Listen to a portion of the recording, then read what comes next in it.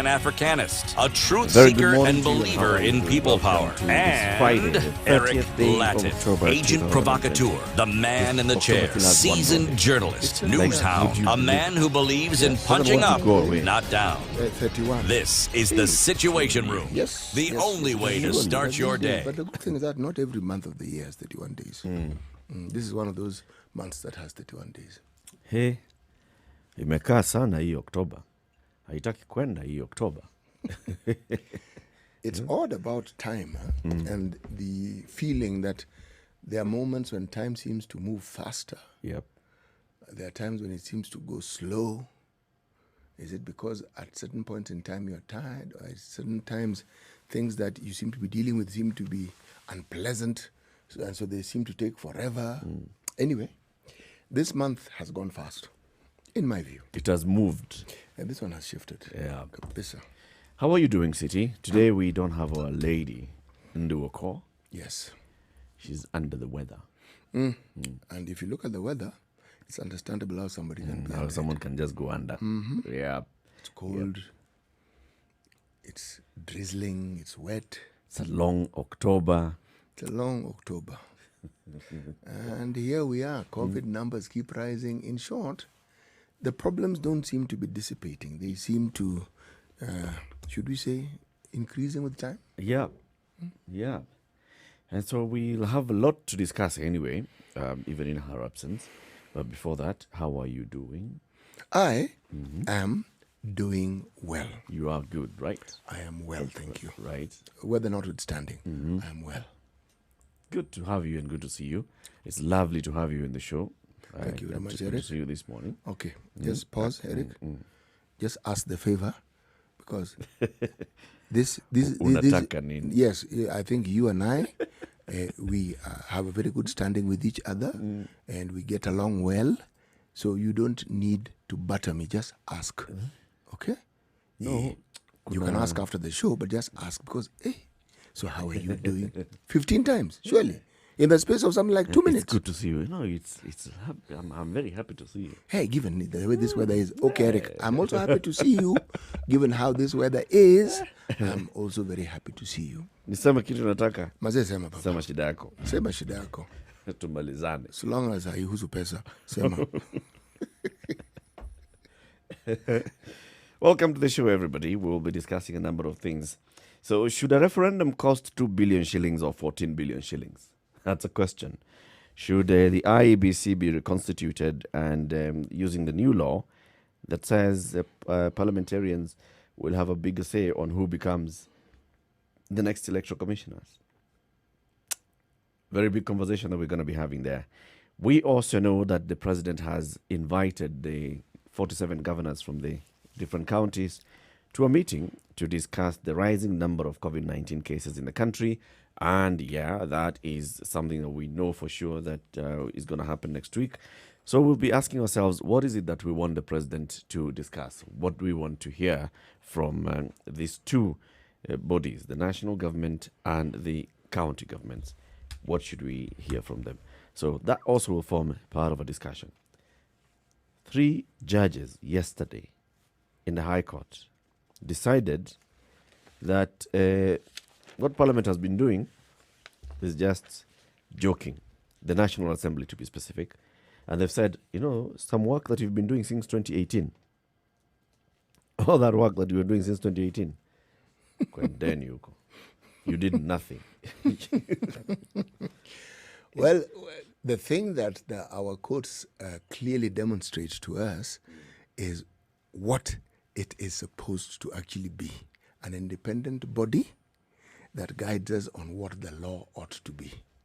But they also give us an opportunity to debate issues that ordinarily we would take as a given. Because you take the view that once Parliament has decided and the law and it has been passed in Parliament, it is so.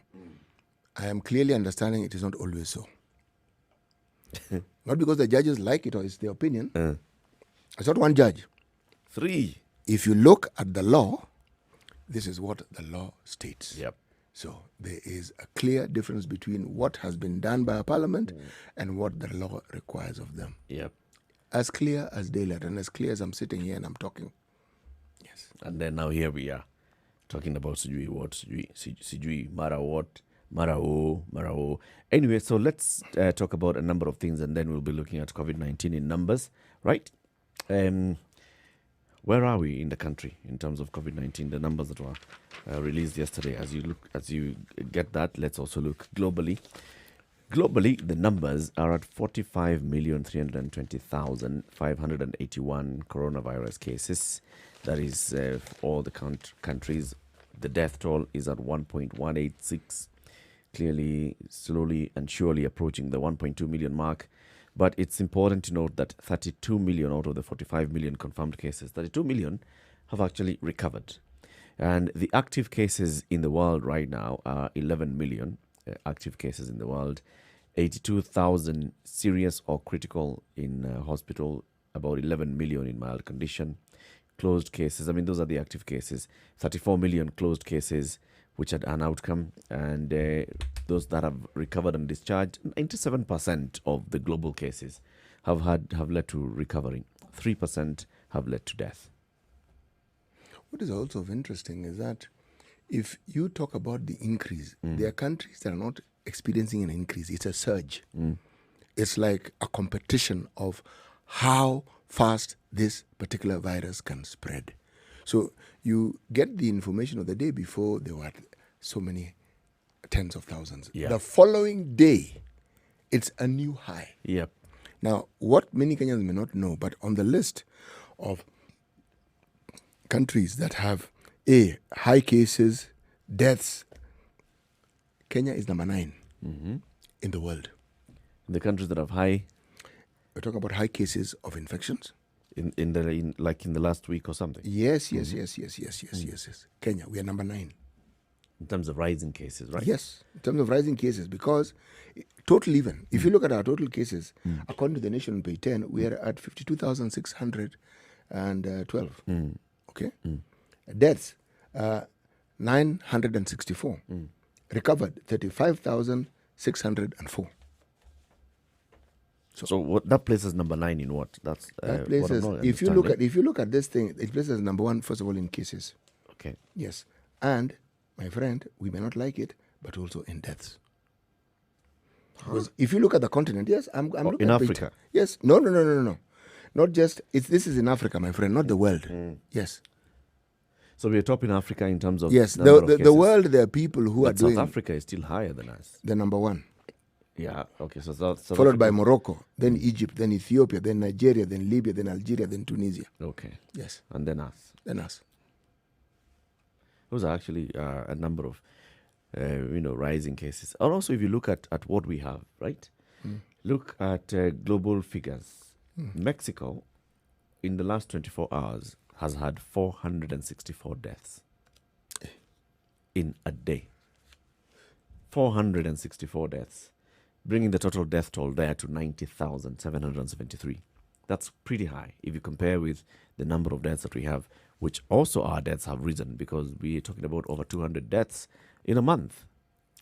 One of the things that is also interesting and in a sense alarming is that it hits the news because it's important. One is, for instance, even in the local county assemblies, not only are we getting numbers, but the numbers of those being reported are increasing. Yeah. For instance, Kakamega Chief of Staff, it is, again, we're informed, died of COVID-related complications. So it's not just people are getting sick, people are dying. And the cases in Mombasa, both students and teachers, have risen to 20 from the time the institutions opened on 12th of October. 20 may not seem significant, but if you understand how this disease spreads and the way it was explained to us very clearly by Professor Were, my friend, 20 is not a number to be trifled with. Yeah. Yes. It's a high number. It's a very high number. One can only hope that we get to a point where then it hits its peak and drops pretty fast. That's not going to happen soon. Wow. Why not? It's not going to happen soon because, one, we are not changing the habits that help propagate the virus.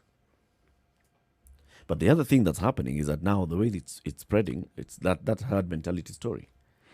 The way it's spreading, so we are getting now more and more people who are getting exposed. If you look at the study that was conducted by Kemri, Yes.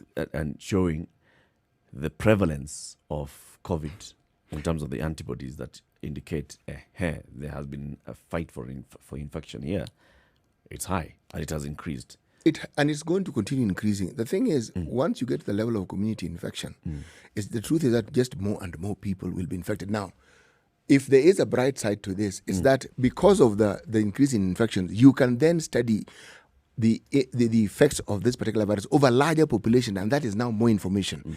And on that, you can actually base whatever precaution or whatever actions you want to take from a better informed position. But the other reality is this. The issue of herd immunity is something that even WHO have put a big if on. In fact, they have actually discouraged it. Okay? Because what they have seen, and this is now science and research informing them, the problem with COVID is simply this. People who have had COVID, even if they are asymptomatic, their immune systems actually get challenged. And it's for that reason, among others, that when you have a second infection, it doesn't hit you, it runs over you. Simply because it meets a body that is not able to fight back as it did the first time. A second infection of COVID or a second infection of anything else? Of COVID. Do we have rising number of cases of second infection of COVID? I wouldn't call it rising. What we are informed about is just rising cases of COVID infections. The data that we have... I'm trying to understand, the herd immunity discouragement is because once this thing hits you, it severely impacts your immunity. It does. Remember, we were even discussing the other day that it even affects your cognitive functions. Yes. So it has other effects. It has many let's other not effects. Encourage people to get it. Don't get it by all means. Don't get it. You put it well and simply, you don't want to get it. Yes. I want to look at India. India has now 8 million total cases recorded in India. Total recovered is 7.3 million. And the number of deaths, 121,000. No new cases reported in the last couple of days. I mean, not such a high number of new cases. But also Indians are reporting that they have reached that level where the number of new cases per day has drastically dropped from the number of new cases that have been reported some weeks back. So it appears that now they are on a downward trend. And looking at the total death toll at 121,131, comparing that in terms of death per million population is 87 per million population. That is still very much lower than very many other countries. Although it's second global in terms of total cases recorded from a population of 1.38 billion people. 87 deaths per million population compared to America 706, compared to Brazil 746, or compared to the Mexico at 702, or Peru at 1,037 deaths per million population. 87 is still a low number. You know, you've got my mind working because I'm thinking, well, it's not that it wasn't working before. Welcome, mind. Yes, I've just shifted the gears. You see, if you look at India and you look at the population and you look at the numbers of people who live in crowded dwellings or habitats, you would have expected, if we were to go by the figures you're giving, even higher numbers. So this story of herd immunity is not complete, if you ask me. It follows the same pattern as many things that we're saying about COVID. As of now, this is what we are seeing, but there's still a lot more. Still a lot. Yes, as research is being done. Because, like, for instance, right now, the EU is getting its members to gear up and to start preparing for an EU vaccination drive for all the people who live in those boundaries. Okay? You don't get prepared for such a thing if there isn't light at the end of that particular tunnel. Yep. It is clear that they have some findings that seem to herald this hope. Okay? Now, what that means also, with the vaccine, believe me, we'll get new stories because not everyone will respond positively to the vaccine. But then this is the whole thing about research. It's neither good nor bad from a research perspective. It's just information. Yes. You now know and you want to study, okay, if it isn't going well, why is it not going well with some people? Yep. Why is it going well with some people? What do they have that makes them react in the manner that they're reacting to this particular vaccine? All right. So we'll have more and more discussions on this and seeing what counties are doing. in response to COVID-19. 16 minutes after 6, it's a Situation Room, Kenya's biggest conversation. We thank you very much for joining us this Friday morning. Well, our live stream is up, Spice FM KE on YouTube, on Facebook and Twitter, and spicefm.co.ke. Let's take a look at the weather, and then we'll look at the headlines. Good morning. 24/7 around the world, non-stop. This is Spice FM. It has been a tough year for your business, hasn't it? But you hung in there. You pressed on. You persevered. And now it's time to rise up. It's time to get ready, to get going, to get selling. And Google is here to help you rise up. Get free training and tools to help your businesses adapt and grow online. Visit g.co/Grow Africa to start now.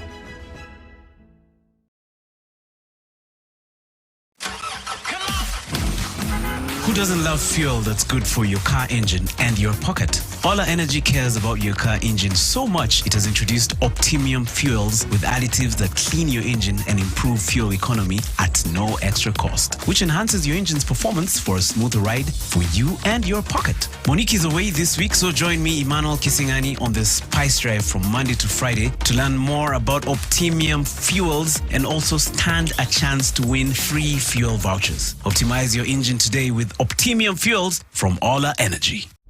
Classic soul, R&B, smooth jazz, neo soul, and nostalgic ballads. Make some noise. You're listening so to let's Spice. take a look at the weather this morning. Nairobi, 14 degrees. Expected to have some humidity of 94%. It's cloudy now, and it's going to have some, this kind of weather. Rainy in some areas, showers in some parts, and some sunshine later. Nakuru, 14 degrees right now. You're expected to have some cloudy day today. In Nyeri, it's at 14 degrees right now. Light rain showers expected later in the day. And in Eldoret at 13 degrees, clear with periodic clouds throughout the day today. Kisumu, it's 20 degrees Celsius. That's what you're going to have today at mostly cloudy. And it's going to have highs of 26 and lows of 19. In Kakamega, highs of 23 and lows of 16, but currently at 17 degrees. Cloudy morning for you there in Kakamega. And in Mombasa, it's at 25 degrees currently. It's going to rise to 27 and later drop to 24. Light rain showers throughout the day for you. In Malindi, where Dorcas Kamoto is, 26 degrees Celsius right now. Going to rise to 27 and then drop down to 25. Mostly a cloudy day. Kampala in 19 right now, 22 later, and dropping to 18 lows. Rainy day for the people in Kampala. Dar es Salaam, as they think about what to do with the election results, 23 degrees right now, going to rise to 31 in the day, and then drop later to 23 degrees. Clear with periodic clouds throughout the day. Let's cross over to Johannesburg. Going to rise to 29 degrees later today and 14 degrees lows, and clear with periodic clouds as well. Lagos in Nigeria, 31 degrees highs and 24 later, partly cloudy. In Kinshasa, it's 32 degrees later. That's highs of 32 and 23 lows, and mostly cloudy day. Beijing, China, and 19 degrees high and a low of 8 degrees. Getting quite cold in China, 12 degrees right now, mostly sunny. In Paris, what's the weather right now? It's at 14 degrees. It's going to rise to 16 and then later drop to 9, and mostly cloudy day. London is going to be 17 degrees and lows of 13 degrees. Another cloudy day. We'll be looking at the weather in the next hour as well. This is Kenya's biggest conversation. Spice FM. Spice up your life. Mature, intelligent talk every morning. Spice up yourself.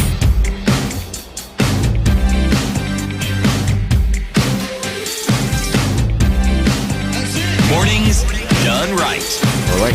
94.4 Spice FM. This is Kenya's biggest conversation, live on Facebook, Twitter, and YouTube. Let's find out who is online this morning, our Twitter birds. Okay, so who is in? Taita Zombeta says, good morning.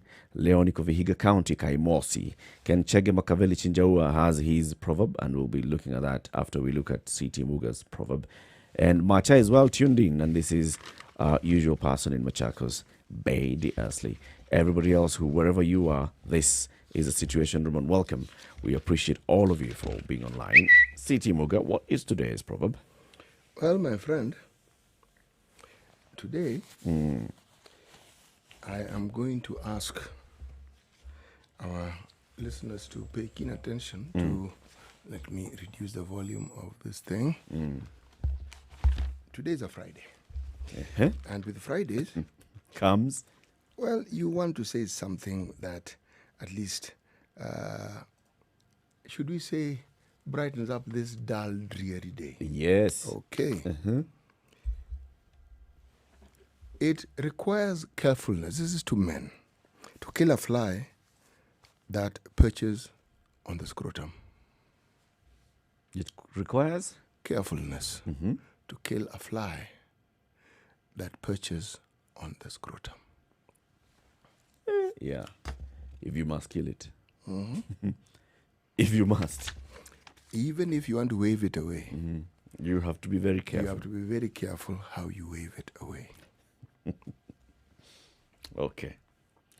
All right. So, Mr. Chinjaua's proverb is stop wasting time crying over wasted time.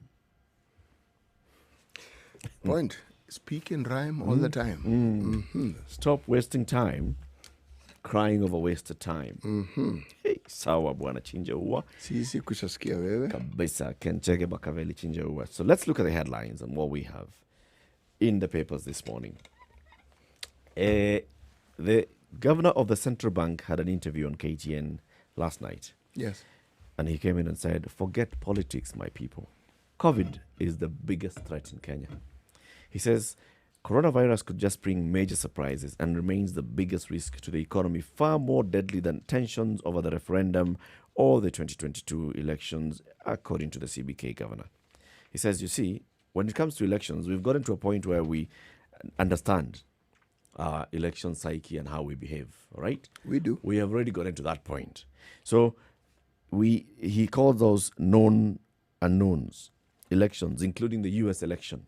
That is a known unknown. He says coronavirus is actually the one that is unknown. The others are in the realm of known unknowns. We don't know what the coronavirus could lead to. We don't know how to measure the risks. It's the biggest unknown. It's the unknown unknown. He says the way the economy could react, you cannot even predict because you don't know what is coming at you. You know that you are living with this danger. You know that it's right here with you, but you don't know what it's doing. You don't know what it could turn out to do tomorrow. You don't know how it could affect people and their livelihoods tomorrow, next week, next month. You know, what he's saying in essence is actually true.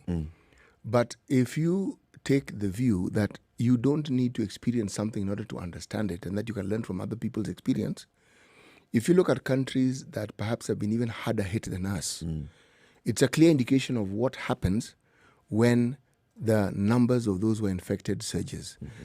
You only need to look, and you're talking about countries who, from a health perspective, are arguably better prepared than we are, and who even have a system that is prepared to protect their citizenry from the, should we say, the vagaries that COVID presents, okay? We can learn from them. We can see what patterns there are. But where he's again right is that much as we can see that, from our perspective, I would add, we're not really sure because, again, the same old song. What is supposed to be done to avert or to mitigate against COVID is often not done. So again, you really don't know. Indeed, if it was done, then you see the discussion would be different. You'd say, we have this in place, so this is what we're going to do. See, like right now, we are busy saying that our hospitals are being overrun. Actually, they're not being overrun, they are overrun. Already? Yes. It's raining, it's going to get cold even for, it's not winter. But the truth is, just the normal ailments that take people to hospitals have not stopped occurring. Yep. So if you throw in COVID, you most certainly will have a situation where we'll be wondering what to do next. Yep. Yes. But the unknown is how long this will last. That It's we all don't those know. things, That right? we don't know. Even with the vaccine, we don't know. And even how then it reacts. You see, it's reacting in different parts of the world differently. If you look at the Southern American countries and how it's reacting there, and then you look at other countries in the Southern Hemisphere and how it's reacting there. So, The reaction has to do with what the governments are doing.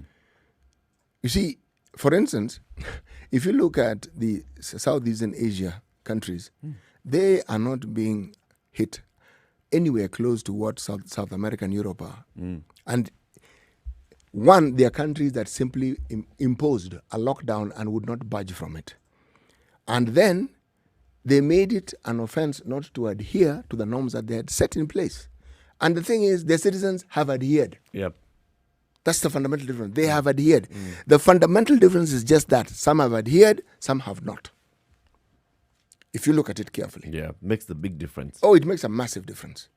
It makes a massive, massive difference. So you'll find even their numbers of infection, it's low. The numbers are really genuinely low. Okay? Even countries that have a serious population, you look at the numbers, they're low. And you talk about countries in Southeastern Asia, for instance, who have a huge population in the rural areas. And in their towns, they also have huge numbers who live in crowded settlements. Yep. Yes. Yep. But still, the numbers are low. You know what I'm reading from what the CBK governor was saying? He's basically telling the leadership of the country, look, guys, you're focusing on 2022 elections, you're focusing on the referendum and the BBI, yet we have a clear and present danger. Because when he says COVID is the biggest threat to Kenya right now, it's a big unknown. Even that thing that you're saying, see, BBI is coming to solve, the main thing that BBI is coming to resolve, among others, is how we react before an election and after an election.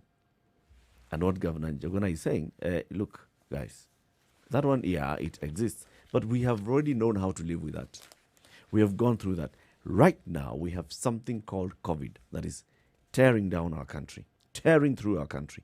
We don't know. I think the focus then should be that we focus first on COVID before we come back into the politics. I think that's what I pick as a message that the, If I the look central at bank governor is saying. If I look at one of the headlines on the Nation, then I would say he has a valid point, because it appears that there are plans underway to reopening schools. Now, this is in the face of the rising cases.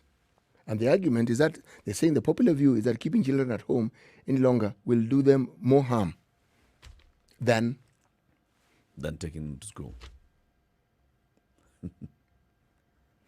You know, This is something that, so this is Magoha who's been quoted in The Nation, right? yes, he has. And Magoha has also been quoted in The Standard, if I get that story. He says, learners to remain in school despite COVID.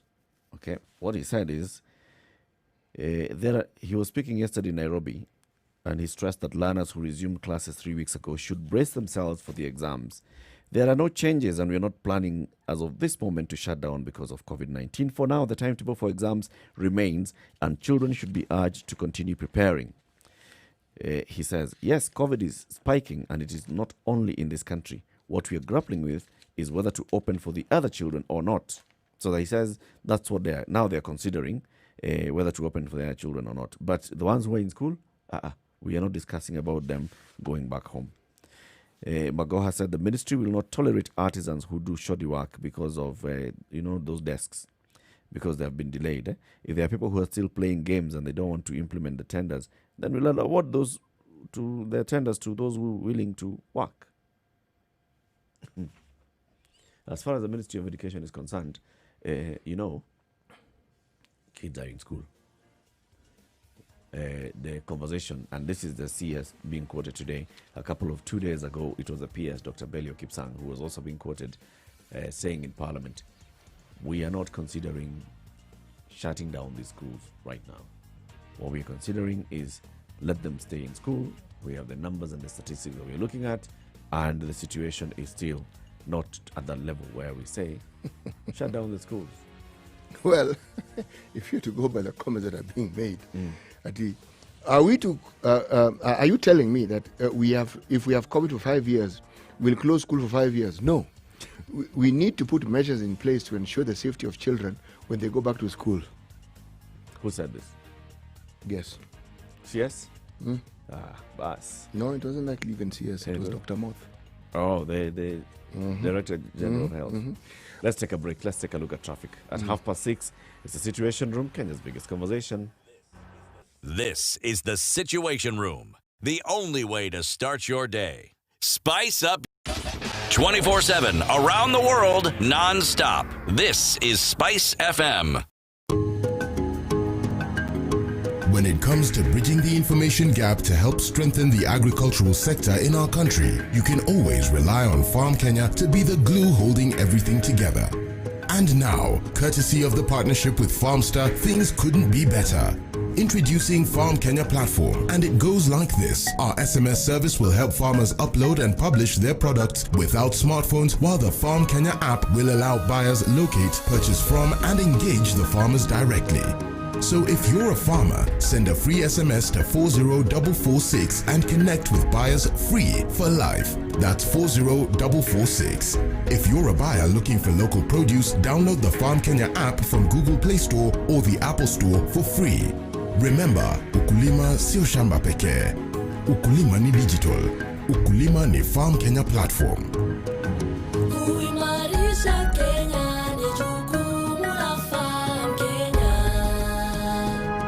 Brought to you by Farm Kenya and Farmster, working to secure your growth.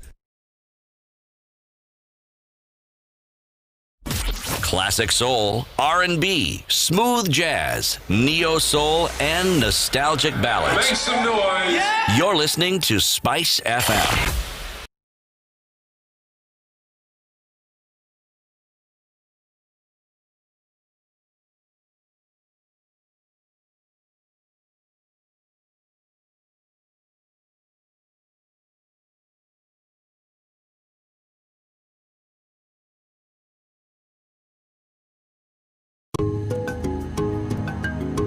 When it comes to bridging the information gap to help strengthen the agricultural sector in our country, you can always rely on Farm Kenya to be the glue holding everything together. And now, courtesy of the partnership with Farmster, things couldn't be better. Introducing Farm Kenya platform, and it goes like this. Our SMS service will help farmers upload and publish their products without smartphones, while the Farm Kenya app will allow buyers locate, purchase from, and engage the farmers directly. So if you're a farmer, send a free SMS to All right, so the roads 40446 this morning are still clear as of 6:30. But Outer Ring Road, as of 1 hour ago, there was traffic jam because of an accident at Tasia Stage. You're being urged to avoid that as much as you can. That was an hour ago, so we'll find out how it's doing so far. And then Thika Road apparently is so smooth that people are even wondering what's happening today. Is it a Friday? Thika Superhighway from Roysambu to Muthaiga. That's the only place that's a bit slow towards Pangani Tunnel as of 5 minutes ago. Mombasa Road getting into town is looking good. Ngong Road nowadays is smooth flowing. Just up to you get to the junction lights and the other lights. But it moves smooth flowing. Kiambu Road, you know yourselves and you know what you're up to against this morning. Well, you just let us know what's happening on that road. Kiambu Road, as expected, it's starting to build up and it will be building up in the next hour. So if you've anything that you'd like us to know, Spice FM KE is our Twitter handle and 40127 is our SMS number. Let us know and we'll let other motorists know about it. Good morning.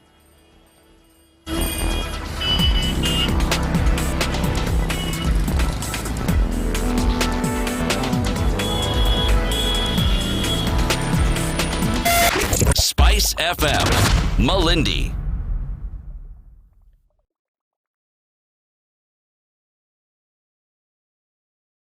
Mature, intelligent talk every morning. Spice up yourself.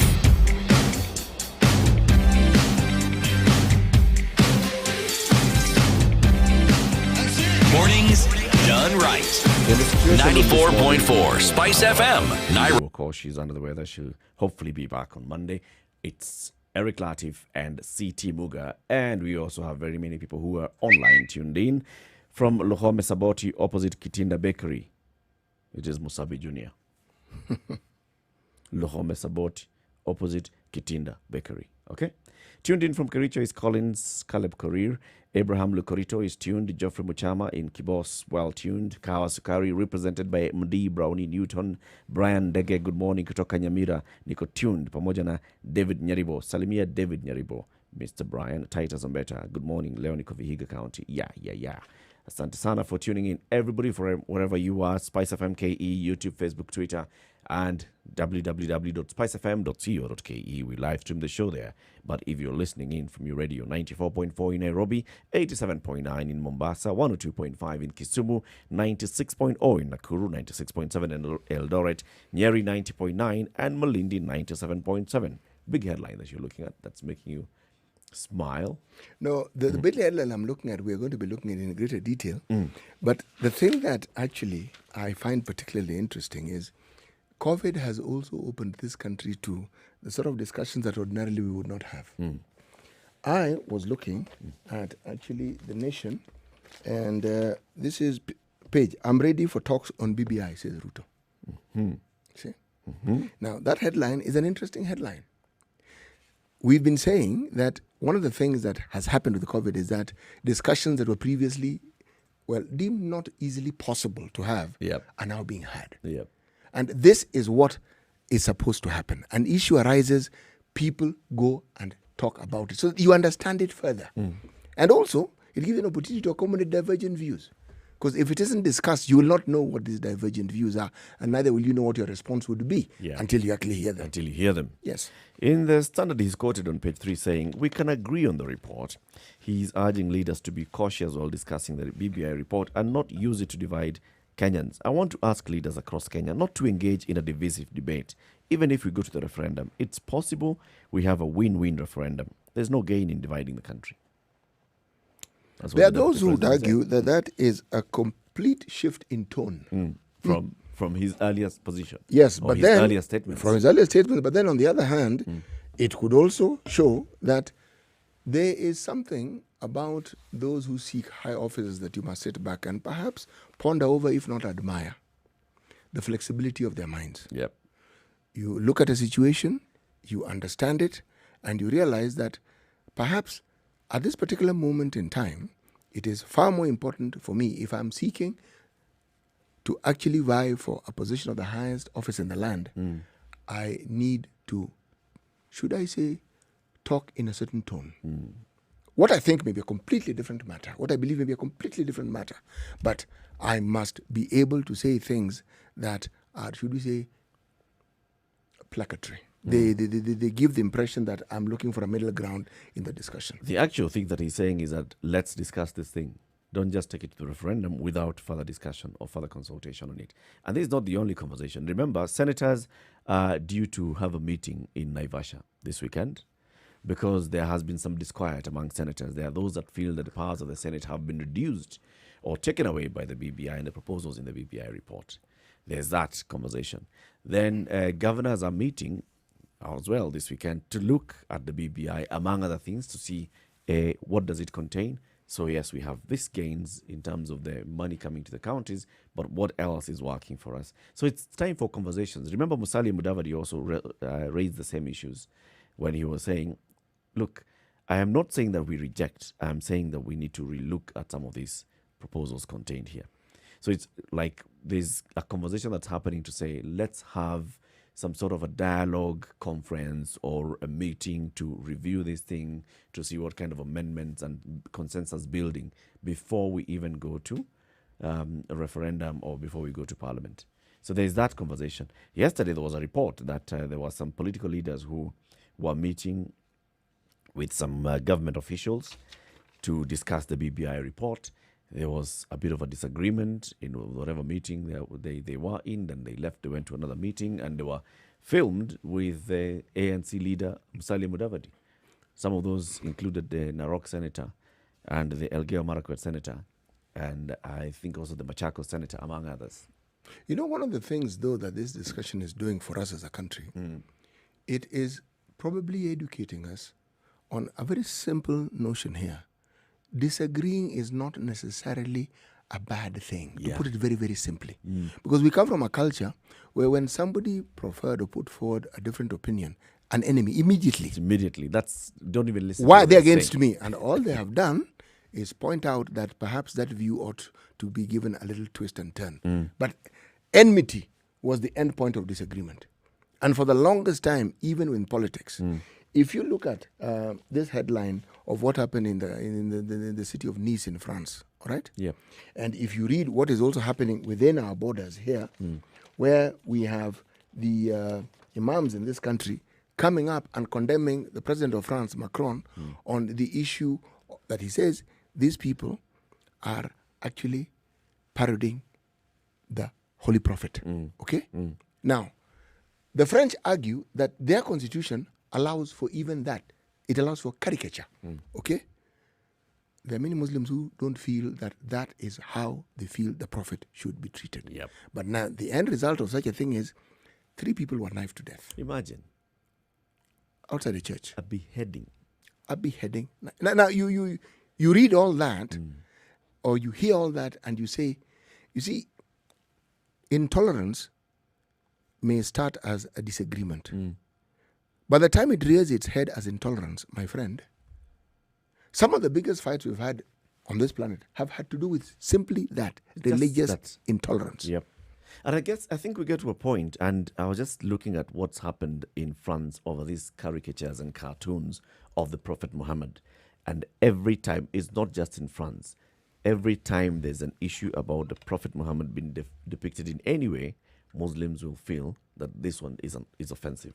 What? They have clearly expressed that this is offensive. Remember the author, Salman Rushdie? Yes. Similar kind of thing. We have the Charlie Hebdo Yes. publication and the attacks at the Charlie Hebdo. Similar thing. You know, At what point do you get to a point where you actually see that, okay, what I'm doing is really, truly offending this person? Actually, you've got the heart of the matter. You ask. You've been told they find it offensive. Yeah. What else do you want them to tell you? I have a right. It's freedom of expression. Yeah. Now you see, again, this is a point of discussion. So when does your freedom begin and end? When your freedom clearly causes offense to a very large number of people, is that a good freedom? And it's or is the clear, expression of it it's a good? unequivocal. There is no Muslim person who's come out to say, nah, come on, guys, it's just a cartoon. None. No.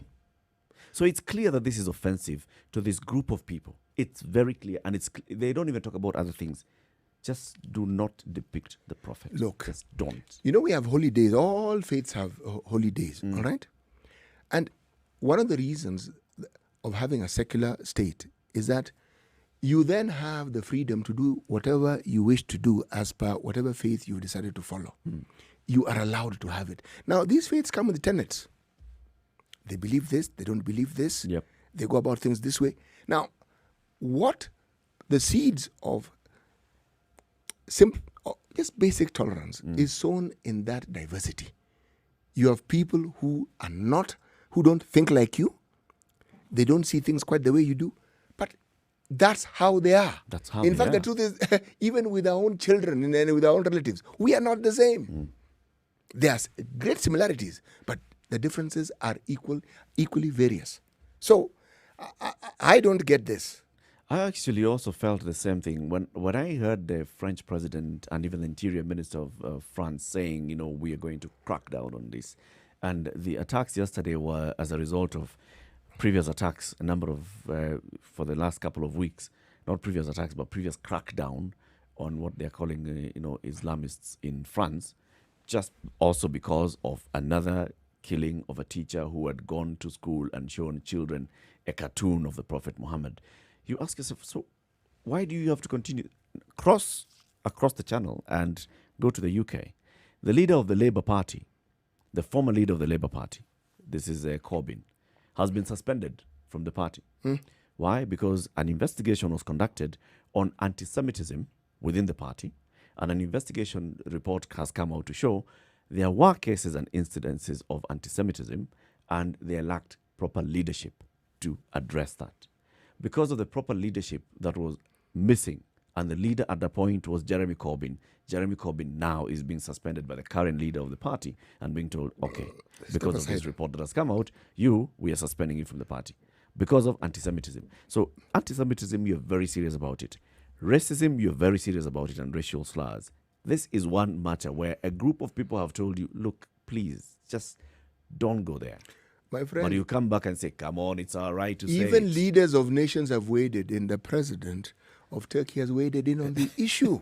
In fact, him has gone so far as to recommend that the president of France has a mental checkup. mental check. Yes. I mean, surely, anyway, freedoms are all good and well.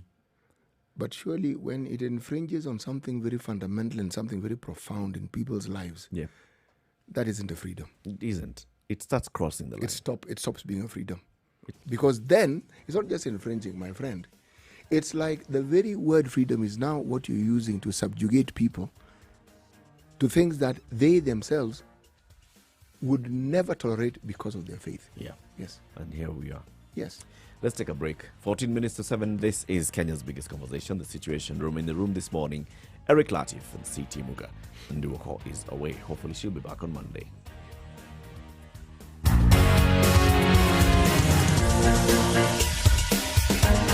"24/7 around the world, non-stop. This is Spice FM.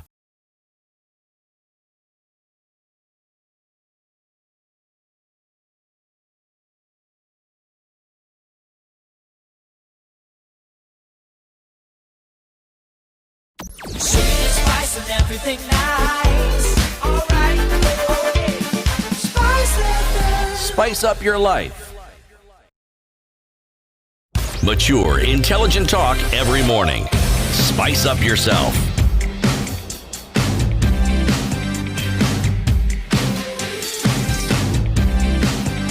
Mornings done right. 94.4 Spice FM. 13 minutes to 7. We're looking at the headlines. ODM falls in love again with Obado. Did they fall out in love? Well, they wanted him out. ODM eats humble pie in a bid to oust Obado. The ODM party yesterday dropped the push to impeach the Migori governor. The decision by the Raila Odinga-led party was a culmination of a ceasefire between the governor and the Orange Party leadership following political run-ins. It was also an apparent admission by the party leadership that they had been outwitted by the governor, who has in the past successfully gone against the grain in elections. Sources said the meeting of the subcommittee of ODM Central Management Committee resolved to end the push for the governor's impeachment, which had reportedly threatened to paralyze operations of the county assembly and service delivery. When this matter came up, you raised the issue and said, are you sure? This is the man Obado. Obado has several times gone against the grain, against this party. Obado has some serious ground support, even within the assembly itself. It does. The likelihood of this just being, a done deal, just because A walk in the park. people have been summoned to Nairobi and told, go back and impeach that man. And we saw what transpired after that. The speaker had to go into hiding. And the speaker was just doing his job. He had been instructed. You see, because this is politics, there are many permeations. It is not just one simple thing. They wanted to get rid of Obado. No. You need to ask yourself who the players were. Okay? Because even within a political party, yes, we keep saying that our political parties are actually ruled by individuals. Yeah. But even those individuals, the reason why they've stayed in power for as long as they have, they also understand how it is to allow the people within the party to also have a say. They know. Somebody brings something, they may think, that's what you want to do. Yeah. It is okay, carry on. Yeah, we're in the lair. You think that is a good thing for you to do. It is all right, you carry on. And the reason is because even as a political leader, it would make a lot of sense for me to see how exactly are these people going to handle this thing and how far will it go. You see, you can't be a two-term governor and not be smart. It's not possible. The first time he was governor, it was on a PDP party, not even ODM. Not ODM. No, he was in court. Which He stayed means there that he had tried to get an ODM nomination. he didn't get that. didn't get it. He didn't get it because he tried, but he didn't get it. He was in court for the longest time. He won that court case. You're talking about a man who has been swimming against the current for the longest time. This is not new to him. Not really. Yeah. And then he has other issues in court. He has issues in the county. And then you bring this matter to him. And you want to follow a procedure that we haven't seen being followed. Because every cases that we've had of impeachment begins with the county The assembly. assembly itself, and it's looking at the relationship Yes. that the assembly has with the governor. Now, here we have a case where the party machinery is telling the county assembly what to do. This one was going to come across, it was going to hit headwinds. Big time. It was going to hit headwinds. Big time. Now, you see, when, if I were to quote what is in the in the Nation on page, in the Standard on page 3, recently, I'm reading it, while attending a funeral in Migori, Raila appeared not keen anymore on the push to impeach the governor, saying the unity of a country was more important. And he says, this is a question he asked, do you want us to reconcile these warring factions? Do you want us to unite people? That is all building bridges initiative. That's all we're rooting for. Now, Obado, it is reported, did not lose the opportunity. He grabbed it and said, Jacob, chairman, I am your man. I know some people might have reported me to you and uttered falsehoods, but I want to state here that Obado is firmly supporting your party and the BBI discourse. There are those who would argue you're just being brought back in line. Yes. He was just being told Because where. in the social media, there was a time Obado had also stood before his people and asked to be given permission to follow Ruto. Directly. Yep. Okay. So here now is Obado actually now pledging loyalty to Jacob. Yes. In other words, withdrawing his pledge to Put it this way. Samoei. I don't see him saying he withdrew the pledge. I'm reading The him implication saying here is he has put that on the back burner. He said, no, this is not. there are people who may have come to report me to you and said, but no. The occasions he has even named names. He had said, it's so and so who is actually pushing this agenda for you. But then this is political competition, for heaven's sake. You will expect someone who's vying for the seat in 2022 to begin his musical chairs now. Yeah. Yes. Yeah. And Do if everything they can. if you are within, if you have the means to actually even shake this person, not necessarily dislodge him, by all means, my friend, you will push the agenda. Yeah. Yes. Yesterday, the National Assembly Departmental Committee on Defense and Foreign Relations started have questioning and vetting nominees to various foreign jobs, right? Nominees of various, what is that job called? Ambassadorial positions. So thinking, No, it's all right. ambassador. All right. So, and I can see the first name here has Ambassador Martin Kimani and Immaculate Wambua and Ambassador Catherine Muigai are among those that appeared yesterday. Here's a story that is quite interesting, is that the Ambassador Martin Kimani, who has been nominated to go to New York at the Kenya's nominee to the United Nations in New York, surprised MPs when he brought his CV. And among the referees on his CV is he has written there somebody, and the other one is Uhuru Kenyatta, CGH, president. And they're like, come on, you guy. Okay, now you've come for this interview. You have been nominated by the president. If we approve, he's the one who's your appointing authority, and you put him as your on your CV as a referee. Are you trying to intimidate this committee? Are you trying to show us that you guys are on, this good level with the president? But my friend, a referee is supposed to be someone who knows you. Yeah, but not someone who surely. So if you know the CEO of a company, Are you imputing mischief? if you know the CEO of a company and you've applied, even the CEO is not even involved. You've applied for a job that has been advertised by this company. You're meeting with the HR committee, and you're in your CV you say, referee is the boss. Yeah, but the person knows you. Apana. Eric, the person knows you. Okay, Apana. where's the problem? Apana, bwana. Change that for that particular interview. Why are the MPs allowing themselves to be intimidated? Also, he said, they were surprised because he declared a 58 million shillings net worth. Yes. And they're wondering, you've worked in government at high level for 22 years and you only have 58 million. How much did they want him to have? Nini mbaya na wewe. That's the process. Aye, boss. Me, I've been in this parliament for 5 years. I'm worth more than this. You, 22 years in government. Senior level. You are Ambassador Kimani. And we know the Senior docket you level. have currently. Yeah. And then you've also been doing BBI. You've been the Joint Secretary for the BBI. Only 58 million. Aye, pana. You know, he did explain about the issue of the referee. He said, referees are those people who actually know your character. This is what I was thinking when I included him. You know, this one, okay. Let's take that with a pinch of salt, shall we? Right. But now thinking back, my referee is actually the appointing authority, as if he didn't know. I would be happy to add one more, but I think having done that, Point made. The deed is done. Yes. You know, the job that Ambassador Kimani has cannot be an easy one. But he was not wrong on that score. It's a job that requires him to be in very close proximity with the president, literally. Yep. Literally. Probably more than very many other people.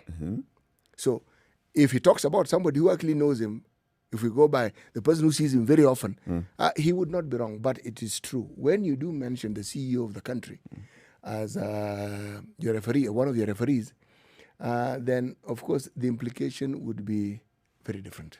It cannot be seen as just a mention. It can be said, okay, we are being told, please be cognizant of the fact. Bana.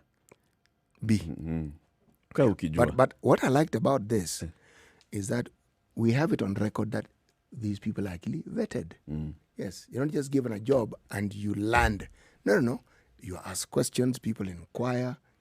But I can also see, if I look at page 4 of the standard, we are definitely becoming more and more gender sensitive. There are very many ladies who have been vetted for these positions as well. The ambassador. Oh, yes, and even the deputies. It's something that is happening. And that, to me, is a good It's thing. a positive. Yes. Take every stride as you go. Now, the shocking bit as we go to the top of the hour is that universities have, of course, rolled out online learning, right? Yes. Across the country because of COVID-19. However, There was a conference yesterday organized by the Commission for University Education where it emerged that some university students are having challenges attending online lessons. Some of the vice chancellors are saying some students attend online lessons from bars and restaurants because that's where they can get free internet. So that becomes a challenge because basically you're saying that you have pushed the youth to go to, for you to sit there as you follow these online classes, the waiter will come and tell you, hey, no idle sitting here allowed. So you will ask for, order something. So people are going to bar to attend school. And that is an issue. Address the needs of these students and what their challenges are. you know, this knee-jerk reaction to situations. I remember at the very beginning, at the advent when we first knew there was COVID and it was in the country, we asked the question about our universities and their capacities to have actually taken us to a level where this matter of online learning should not have been an issue, because after all, that is where all these things are taught. Yep. That's where you have new ideas. That's where innovation ought to be taking place more than anything else. And in our other institutions where these things are taught. Now, when you have a slap-dap solution to a very serious problem, this is what happens. Yes. This is what you'll see. You've basically not addressed. You've just said, everybody buy a laptop and all lessons will be online from tomorrow. And the link is this. And here's the link. End of story. Bas. Then you haven't told them now, how do I access internet? Where do I get internet from? That's the question. Keep it right here. This is the situation. For the next 2 hours, we'll also be live on KTN Home, and I will continue to be live on Spice FM and online, Spice FM KE, and YouTube, Facebook, and Twitter, and spicefm.co.ke. It's now 7 o'clock.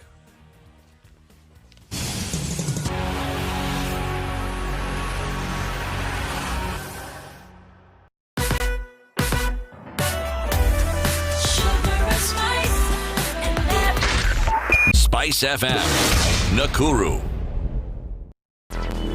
Traffic. Okay, this Friday morning, the usual culprits, the usual roads are having the usual problems.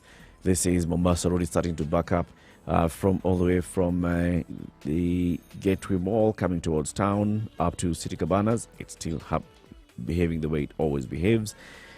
There was an accident earlier on Kangundo Road that has now been cleared. Thika Road coming into town has been smooth for the last 1 hour, but it's starting to build up now as more and more people join the highway. Kiambu Road, you know what happens in Kiambu Road from 7 o'clock up to about 9 o'clock. So it's starting to happen. I don't need to tell you what. Ngong Road is moving smoothly because that's Ngong Road nowadays. It's just looking very, very good. But people on Kangu Road are saying they need more conspicuous, strategically erected road signs. They don't want to lose more people because of lack of road signs. Enough is enough. Let us know if anything that we need to talk about on the roads this morning. Spice FM KE on Twitter and 40127. That's our SMS number. Good morning.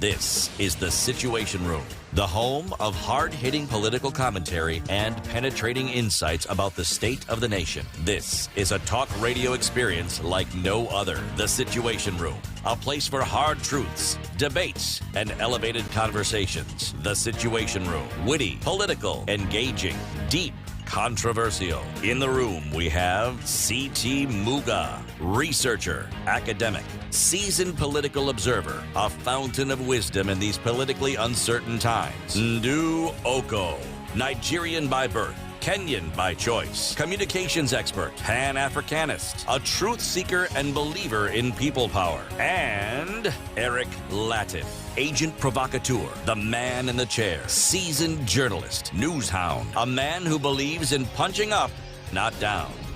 This is The Situation Room, 2.5 the minutes only after way 7. to A very start good your morning to day. you wherever you're tuned in this Friday morning, 30th day of October 2020. One more day till the end of October, and then we move into November and then into December. In the Situation Room this morning is Eric Latif, and C.T. Muga, our colleague Nduoko, is away. Hopefully she'll be back on Monday. But the show continues. C.T., as we begin the hour, what is today's proverb? It requires carefulness to kill, swat, a fly that perches on the scrotum. Say that again. It requires carefulness to kill. I'm adding swat. To shoo away, I'm adding that one. A fly that perches on the scrotum. This is a proverb that is directed at men. But it has broader meanings. Sensitivity. Dealing with issues of sensitivity. Yep. The matter we discussed about the events, the very gory events that have taken place in France, would find a fitting place for this particular proverb. A part of your body that is sensitive, you handle it, differently. You've got to think before Yes, and in the nature of proverbs, you unleash the full force. Yes, you actually ensure that you make it as graphic as possible. So that first it jars you, and then the meaning will sink slowly in time. But it has to shake you into understanding what it is that is actually being said. Yes. Right. So let's have a conversation about the Independent Electoral and Boundaries Commission.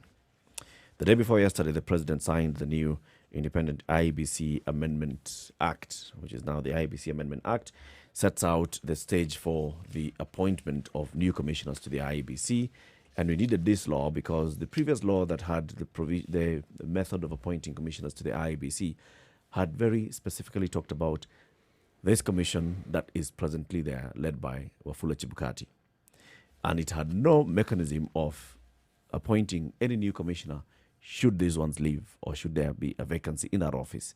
But now, with this new law, stage has been set for the appointment of new commissioners, and the political leaders are very happy because they're saying now we'll have a proper IEBC as we prepare for the referendum. Let's talk about the referendum. IEBC itself has been talking about this and saying, we are thinking, right, we have already heard from the top leadership that we are likely to go into a referendum. We've seen the release of the BBI report. We've started preparing and looking at what is it that we may require. What kind of work do we need to do between now and that referendum, and even to manage that referendum itself? And they've come up with, a rough ballpark figure of about 14 billion shillings. That is what is required to run a referendum. Yesterday, the ODM leader, Raila Odinga, he heard that. And he was like, wait went ballistic. Wait a minute. 14 billion shillings. to run a referendum. Immediately, what comes to mind is, at this time, if you go to the people and tell them, with all the suffering that you have, we are spending 14 billion shillings to do this. So that you can come and vote. So that you can come and vote. No. People will react. So Raila is looking at it and thinking, no, at this time, when the country is going through the ravages of COVID-19, the hardship it's going through, and the hardship that we are going through, you cannot throw out a figure like 14 billion out there. A referendum can be conducted with 2 billion shillings.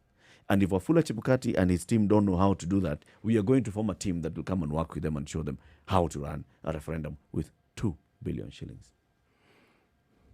2 billion. Is that realistic? That you can actually do an entire poll across the country with 2 billion shillings? Well, why don't we look at figures here Yeah. and ask yourself whether these figures actually represent something that you consider worth spending on or worth spending this amount of money on. It is quoted on page 8 of the Standard that the IBC spent 692 million shillings on food for its staff during the 2017 general elections. Okay. It also spent 70.5 million on the commission paid to the bombers of Kenya. Okay.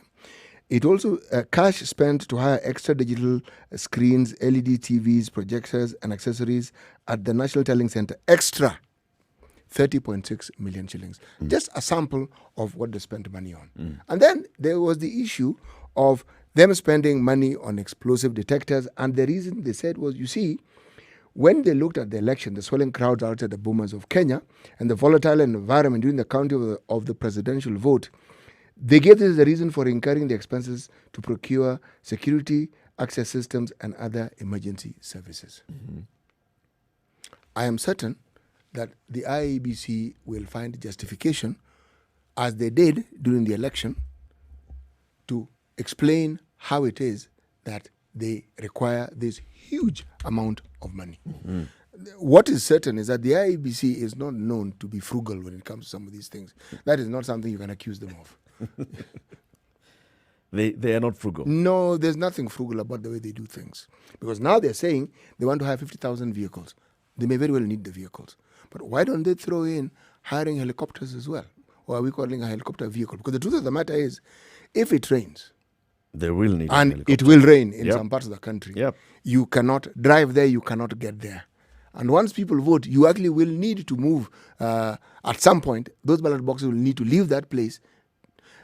The point is, there's an expense to be incurred. The question I think that is being asked, and it's a valid one, does it come to this amount? It's a valid question. All right. So if it doesn't come to that amount, does it come to 2 billion shillings? Well, I'd like a breakdown of Because this before I look can even comment. How will that 2 billion meet the needs? Of what we have.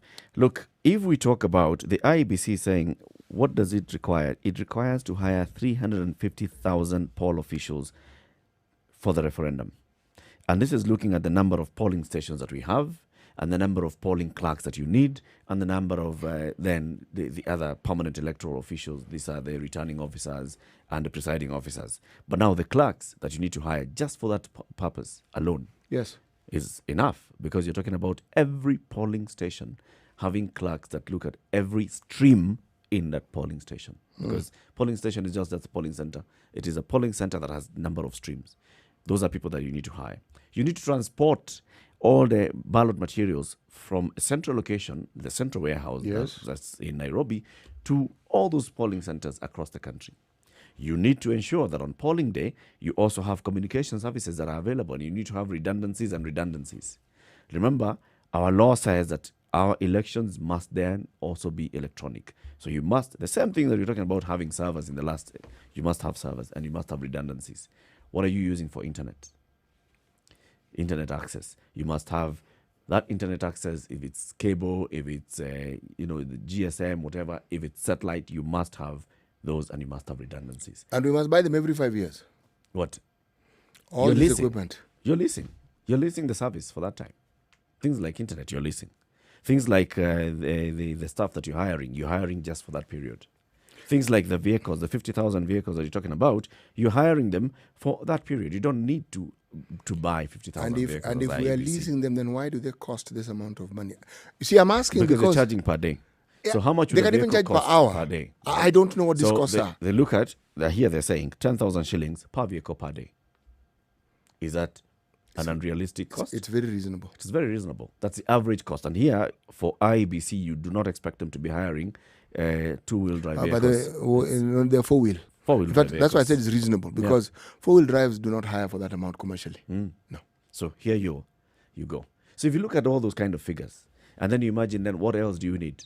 The emergency. And it is not just for the day of the election itself. Remember, it is Wafula Chebukati or whoever becomes the new chairman of the commission who will come and tell us the yes is machungwa, the no is banana, Yes.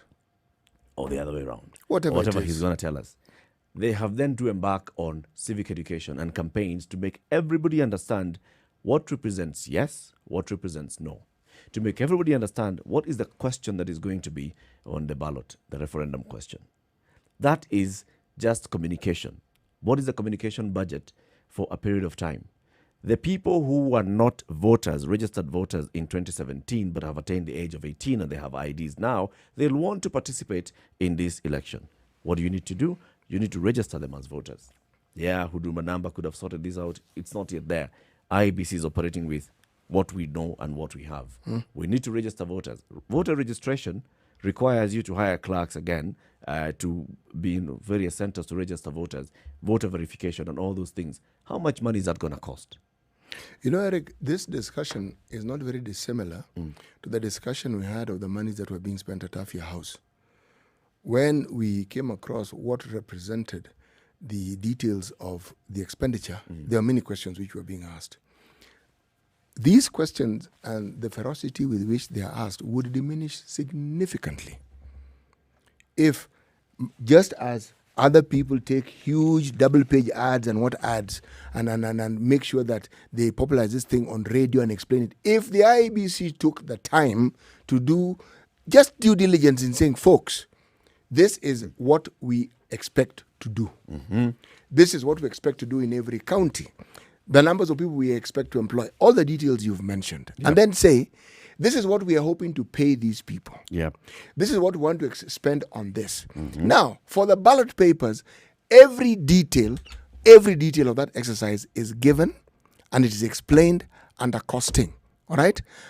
Throw in the process you have used to even lease those things and say, the market costs for these things are X. All right?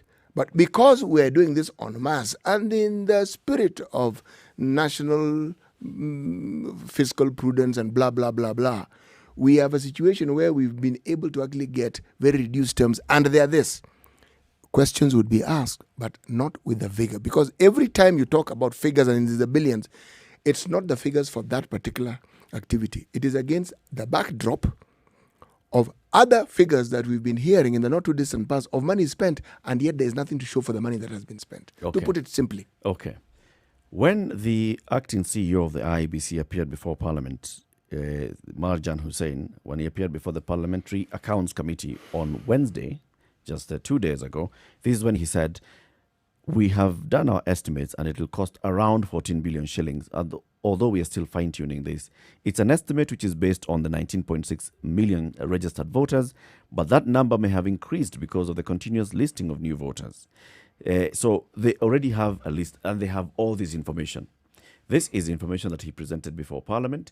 If there were more questions to be asked, they should have been asked before Parliament. If there's any question that the Raila Odinga would like to ask, he should be asking, can you give us that breakdown? Can I have a meeting with you guys and see the breakdown and understand? Because they are not just picking a figure from the sky. They have sat down, and these are people who are electoral officials. They are experienced in this work. They know what is required. They're the ones who do the job. They sat down, they worked on a budget, and they thought, so this. You may say 14 billion is too high. Maybe it will come down to 12 billion. But if you're talking about it would be good if they went ahead to explain, that could happen. And that's why they started by talking. They went to the people's representative, and this is the National Assembly, Eric, and they reported to the National Assembly. And this is what he said. So far, our estimate is this much, but it could change. We are still working on it. It's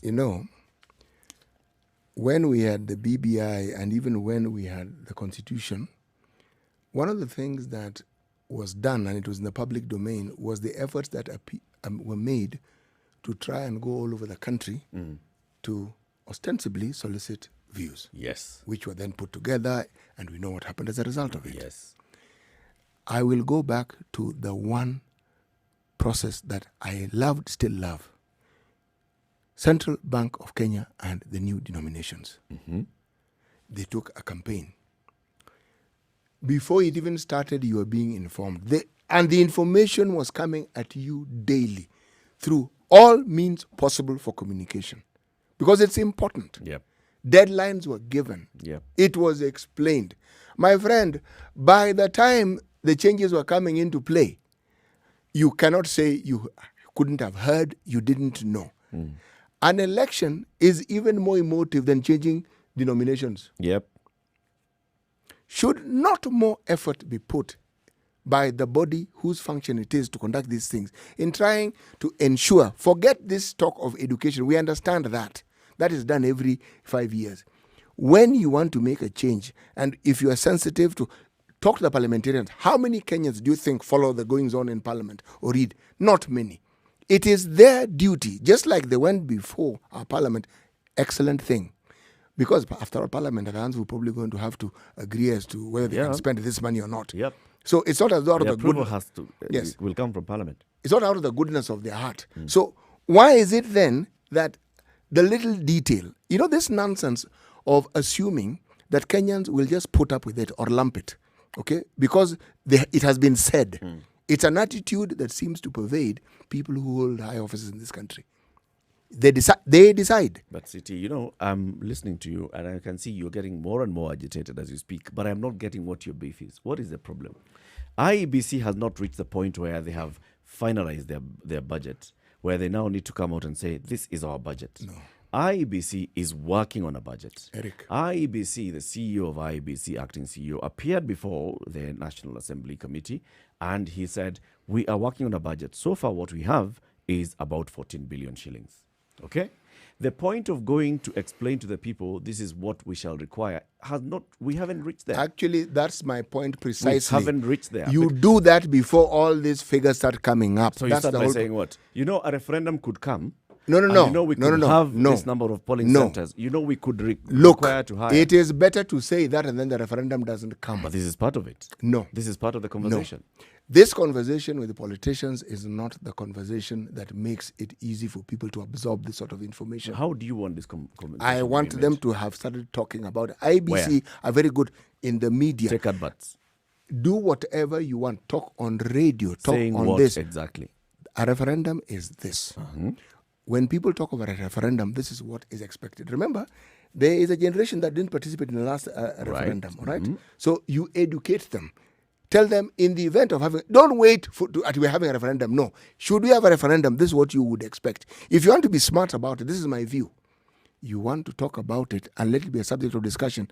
So the issue of a referendum is talked about. There are those who argue, but then you are then prepping people up for the referendum even before it has happened.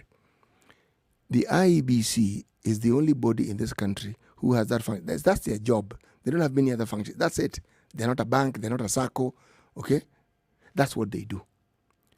Should they not look for ways and means of even preparing the citizenry? So how? You still are not answering that question. So How what? How? So they start talking about a referendum is this and the other, and this is what happens in a referendum. Yes, and the referendum also has costs. And the cost that a referendum has are this and this and this and this. In many ways, it's similar to an election. You're basically just putting in the items and saying you require cars, we will require yes, this, and this, also require why that. we require them. Right. We have 47 counties. Right. We have 350 polling booths. Right. All those things. By when should this conversation be happening? My argument is, if they went to Parliament to seek approval and to say this is what we're doing, They are not seeking approval in Parliament. my friend, they're seeking approval. Not yet. They They are haven't presented seeking their it. budgets. By the time you start prepping Parliament with those figures, you're seeking approval in advance.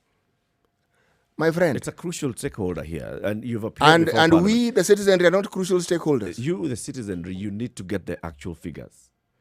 My friend, we need to be told. So that you can be told, this is why it's going to cost us. We have finalized preparing our budget for this. This is what it is. This is why it's going to cost us this much. All The right? referendum- At that point, and remember, by that conversation will also be happening at the same time in Parliament. So this IBC can come out to the public at that point and say, this is what it's going to cost us. Should we have a referendum within the next 12 months? They have specific figures, not coming to say, it depends. If for example, it rains, a helicopter, we don't know how much, we may require a helicopter, or maybe the other thing that we could do, because those are the conversations that are happening now. The other things that we can do is find a way of transporting these ballots before. No, finish that, finish working what you need to work on, and then come and tell us, this is it.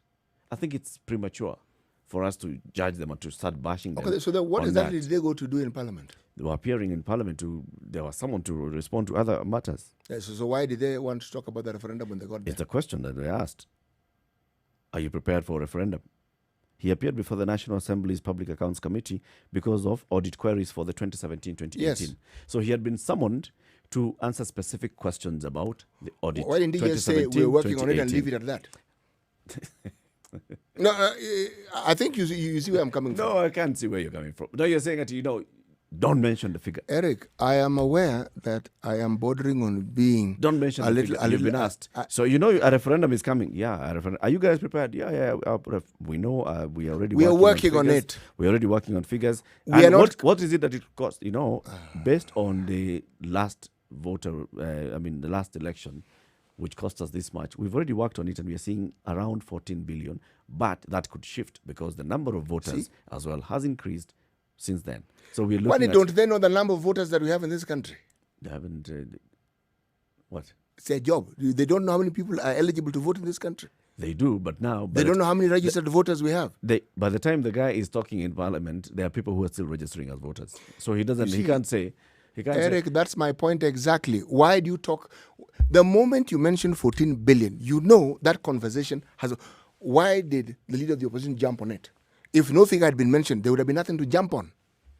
But it's good that he jumps on it now, because now even he is talking Then about if it's 2 billion. good for him, 2 billion, why? Eric, if it's good for him to jump on it, then it is good for him, for the IBC to tell the rest of the country why they think 14 billion is what they think is going to be spent. But why are we putting the burden on? We should also ask Raila. I mean, when you say 2 billion shillings, is what you're saying, because he says a referendum does not need to cost more than 2 billion shillings. So we should not be told we have no money. We can teach Chebukati how to do it.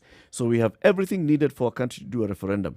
The opposition leader claimed that some countries with an established tradition of holding regular elections have capped the cost per voter at 100 bob or 200 bob. That's about $1 or $2.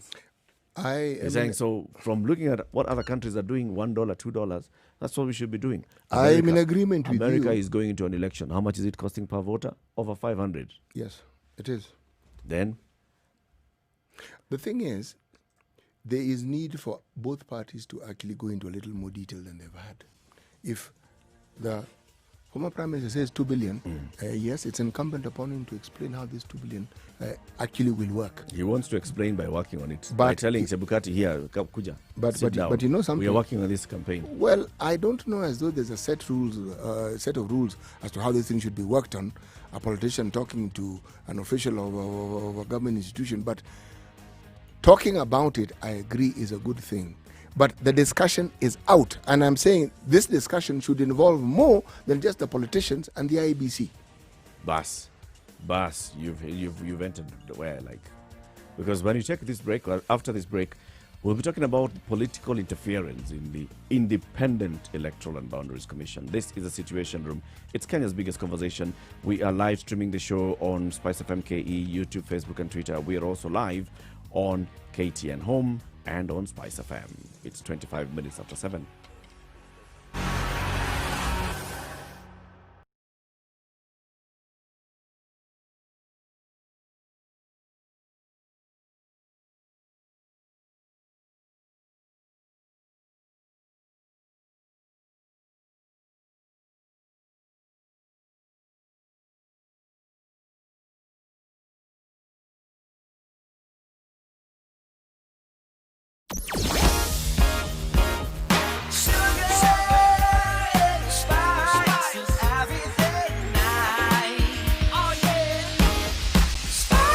right, so let's see what's happening in the weather this morning. Nairobi is going to rise to about 22 degrees and lows of 14 degrees later in the day. It's cloudy day.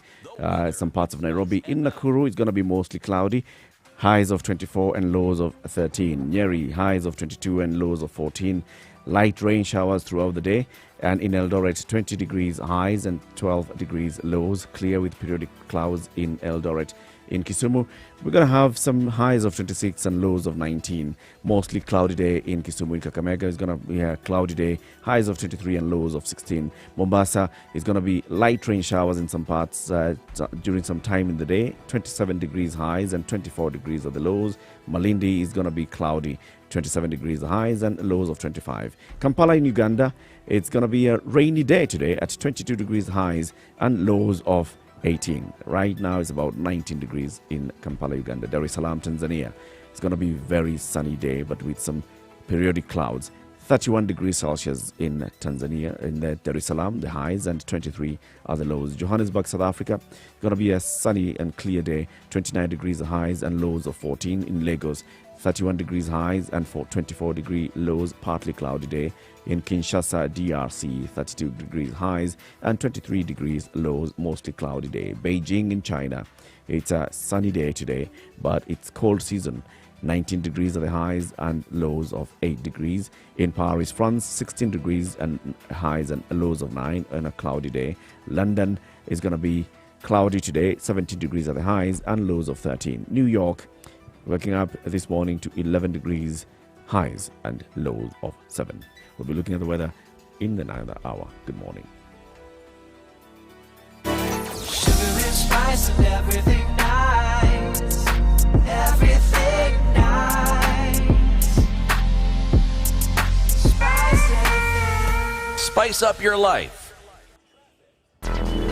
Traffic. You know, when it rains, what happens when it rains? Some parts of the country are impassable. Kino, I've seen some pictures. It is completely matope this morning. Well, I think it's been raining overnight in Kino. Other parts of the city, as you head into town, Mombasa Road is looking quite busy this morning, but it's moving. But also, Thika Road coming into town has gotten busy in the usual hotspots of Thika Road coming into town.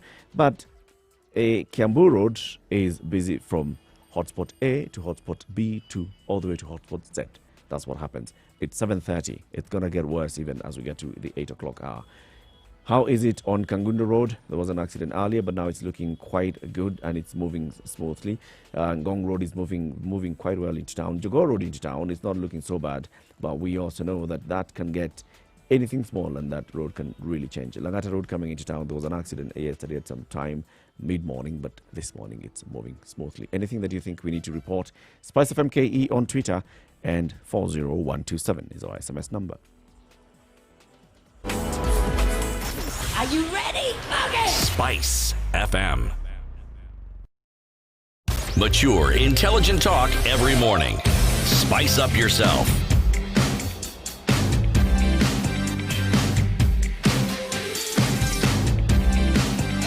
Mornings done right. 94.4 Spice FM, Nairobi. Election management in the country, and this is the Ibc Amendment Law of 2020, signed by the President the day before yesterday. It's now coming into effect. What it does is that it sets out how the electoral management body, the commissioners, shall be appointed. It sets up a selection panel that then will pick the commissioners. The selection panel will have 4 members nominated by the Parliamentary Service Commission, 1 member nominated by the Law Society of Kenya, and 2 members nominated by the interfaiths, that is, the religious organizations in the country.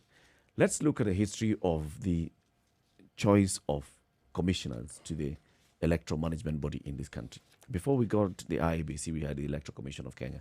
Just looking at the decade of the 80s to 90s, and then the other decade of the 90s to 2000.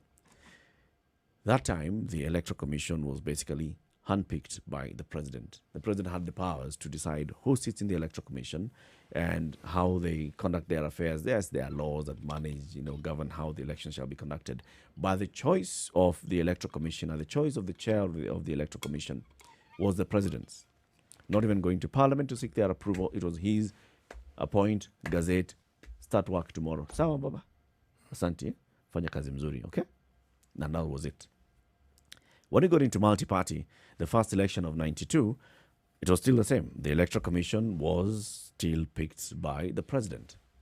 Then by the time we were getting to 1997, members of the opposition parties in parliament were really up against that, and they were saying we need electoral reforms. We need to feel that this Electoral Commission is not answerable to one of the parties in an election, and this is the president's party. We need to have more inclusion in this choice of the electoral commissioners. And that push and pull bore the fruit of the IPPG, the Interparliamentary Parties Group. And that IPPG was basically a body that became like a selection panel. And they decided this is how then we're going to sit together and nominate. The opposition parties had X number of slots to fill in the Electoral Commission. The ruling party has its slots to fill in the Electoral Commission. And now they felt the Electoral Commission represents all our interests. It is not partisan anymore. It has people who are not really directly answerable to the ruling party. 97 elections, 2002 elections, similar. And then we go to the 2007 elections, similar method of, parties participating in the choice of the electoral commissioner. What happened in 2002 and 2007, we know, the post-election violence. There was a Kriegler commission that was then formed to audit how the 2007 election was conducted. It came back and said, this election had so many irregularities committed by all parties in this election that it is completely impossible to even say who won this election. We can't tell. There were irregularities that were committed here in favor of PNU. There were irregularities that were clearly committed to favor ODM, which shows that there were ODM supporters who then perpetrated these irregularities. So clearly, there was an issue. But what happened is we looked at that electoral commission and said, this electoral commission led by Mr. Samuel Kivoitu, the late Kivoitu, this commission has really bungled our election. This commission has been unable to manage our election. And this is where we are right now. We need to remove all of them and bring a new body. Lo and behold, they were all removed and a new body was appointed temporarily called the Interim Independent Elections Commission. That's the one that conducted the referendum of 2010. Remember, the Kivoitu Commission had conducted the referendum of 2005 and there was absolutely no issue with the commission. They were fine. Same people. They were independent. In fact, they're, but 2 years later, they are not independent. They are partial. They were working for the government. IIEC, Isaac Hassan is chairman and others. They conduct the 2010 referendum. Oh, they have done see, this is how an electoral commission should be doing its work. It was very clear from the very beginning how people were voting, how the votes were being counted, how the results were declared, how the number of votes that yes got. Even those in the no were not complaining that, some of our votes were, no. There was no issue. So the Constitution mandated us to create the Independent Electoral and Boundaries Commission. Isaac Hassan and the others were interviewed. Some then were retained into the IEBC, and they conducted the 2013 election. These people, it's Isaac Hassan and his team. They must go. They are the problem. Again, out. All of them. We paid a lot of money as compensation because we fired them before the end of their contracts. Paid a lot of money as taxpayers. 2017, Wafula Chebukati. Same, parliamentary parties sat down. People who are involved in this, they sat down. They selected the commissioners. There was unanimity. They went through vetting. There was unanimity. They were appointed.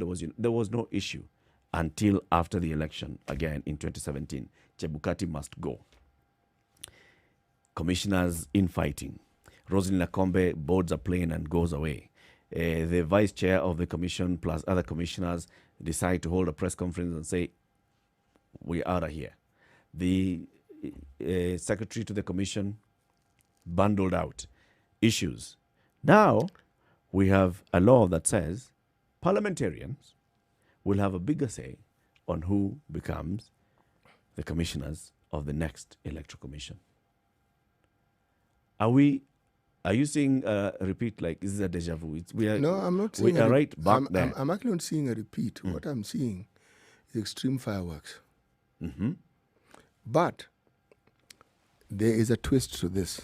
What is the twist? If you are the ones responsible for choosing these people, you dare complain. You're the ones who had the choice. You're the ones who always complain. You now have the choice to choose them. Complain now, and you're then you are given the mandate to choose. You chose them. They were sworn in. It's been accepted. Right. What is the basis of your complaint? The current commission of Wafula Chebukati, they were also involved. They had a very big say. There were political leadership was involved in selecting the people in the selection panel. The parliament was involved in vetting each of these commissioners for their suitability to sit in the IEBC. That means parliament had a say. So they were involved in the choice of the current commission. Yes. They were involved in the choice of the Isaac Hassan commission. My friend, was it in law or was it a gentleman's agreement? It was in law. It was in law. So then why do we need a new law? Okay, the reason why we needed a new law is because for some reason, that IEBC Act that created this commission had only envisaged creating a panel to pick up this one commission. It did not say that this panel shall have a role in future commissions, or even if there's a vacancy, for some reason, only known to the politicians. I'm sure they knew what they were doing, but they will not tell us. You see, my friend. For some reason, there was no mechanism for appointing electoral commissioners until this law was passed the other day. You see, there's never a problem in the appointments until the results are announced. These people go about their business, they do, depending on the outcome of the elections and who it suits, and depending on how the person who loses the election reacts to that particular loss.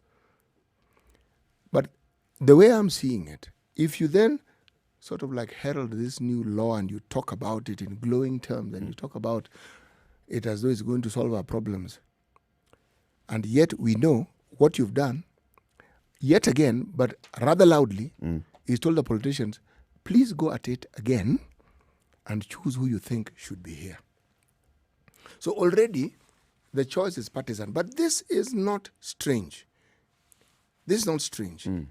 Very recently, we had a situation in the US of A where a justice of the Supreme Court passed away, a lady justice, and it follows, they also have gender rule issues, that this lady needs to be replaced. Now, herein lies the debate. Who decides? If you are in government, if you are in power, you have the choice. Yep. You have the likelihood. You have the opportunity. Ruth Bader Ginsburg passed away, heralded as one of the biggest legislators, one of the most profound leading lights of, should we say, far-reaching legislation in the U.S. Now, the Republican Party who are in charge, not only did they select, again, there was a lot of discussion about this. We have an election not very long from now. It's like you are stacking the deck. You are trying to prepare for problems that we can foresee coming. Yep. But already, that particular party had a majority in the political body where this person is going to be voted. So it's not as though if they selected the person, there's going to be a problem. There was no problem. Yep. Unless they have a problem from amongst themselves. And true, she sailed through. Now, but they chose. So the issue of politicians choosing, in political terms, it is not really something that is negative. The problem here, again, is that once they have chosen, if I'm talking about our Kenyan politicians, they are quick to disown processes that they've been part and parcel of creating. Very quick to disown. If you hear them speak, you will think that they came to the country the day before this issue actually transpired. They are not aware of anything that was happening before. And yet they were very much part and parcel of it. You know, I've said this many times, and I until the moment I shall be properly and deeply convinced, I will remain on this position, that in the case of the Republic of Kenya, knowing the kind of politics that we have right now and the kind of behavior by our political leaders, not just those in power, but even those that are contesting, knowing how we behave politically, we need to completely insulate the electoral management body from politicians. That the electoral management body shall not be completely chosen by politicians. The electoral management body's money shall be guaranteed in piece of law. When they come up with a budget and say, this is our budget, then that budget shall be passed without saying, oh, no, we can cut back this budget. They'll be answerable to the Auditor General, and those audit queries then can be taken to Parliament, and those issues can be discussed at that point. Audit, not at the point of determining how much money do you want? 14 billion? No, we'll give you 2. Eric, you do the election. Eric, an entire arm of government, the judiciary, does not have say on that they do not. Yes, and that's what they're pushing for. And that's what even the country is saying, you know what, for us to have independence of these bodies, the independence of the judiciary, the independence of the constitutional commissions, then you must make sure that you ring fence their money. Their budgetary allocation should be clear, and it's a first charge that goes to them. Same way we have independence of counties, that we're having this back and forth, but there's at least some legal mechanism of this is how you shall sit. You shall sit at Ibc, you shall discuss, you shall negotiate with the national government, but it's also being ring-fenced. 15% minimum. If the referendum passes, 35% minimum goes to the counties. See? Same thing I'm saying. Let's keep IEBC truly and completely independent. Who is it independent from? It is from the political actors. Political actors are the ones that completely interfere with the IEBC. If you look at the complaints that keep emerging all the time, it is about the issue of who does this person seem to be favoring? Eric, let me ask the question, since you're saying it. Why then do we keep blaming the politicians? Here, I don't believe that they take the bulk of the blame, not on this particular issue, for this reason. What do these people who are appointed these commissions think will happen to them if they go against what it is that the politicians are telling them to do? Or what is it that they are silently told they must do when they're given the jobs and which they must abide by? What is this sword that is being held over their heads? What stops them from actually saying, look, I can't do this, I'm going to resign? What is it? The what is it is what now makes me shift and say, yes, politicians, we know what politicians do. They are partisan when they are partisan. And they're also partisan when they're not partisan and they move. That we understand. And these bodies, they feel, are set in place by and large to carry out their wishes. And that's why there's this huge hue and cry. Why are they not doing what they're supposed to do? They ought to. It's like the declarations that have been attributed to the president of Tanzania with reference to, again, allegedly what he said to their equivalent of the Electoral Commission. I have given you jobs. You paid well. Now, surely. Make sure. I do not need to make sure. Now, ours may not necessarily say it, but it's the unspoken rule. When you're given this job, you do what you're told. Now, if you know that that is what you're going to do, for the longest time, we blamed this very same thing on our courts. We said our courts listened to in fact, it's like they took instructions from the executive. And there were certain judges who were known for this. It was allegedly said that these are the people who, when you want certain cases, especially of political nature, you give it to this and this judge. And for sure, the person will do what is necessary. Now, that accusation may even not be as true as we like to say it, because most of us are ignorant of the law. We don't know. But what we respond to is what we expected to happen, the law notwithstanding. And when it doesn't happen, we don't even ask ourselves, what does the law actually say on this matter? But we will find blame. Now, you tell me, a body that controls elections, my friend, throughout the country, every cadre of politician, you know, that's a really powerful body. It is. It's an extremely powerful body. It is. And now can you imagine that powerful body being intimidated and being harassed by the politicians? Because that is what happens. We haven't had any accusation being brought against any individual and being said that this individual was practicing favoritism. Even when they're accusing the Kivuito Commission, they did not say anything about individual commissioners.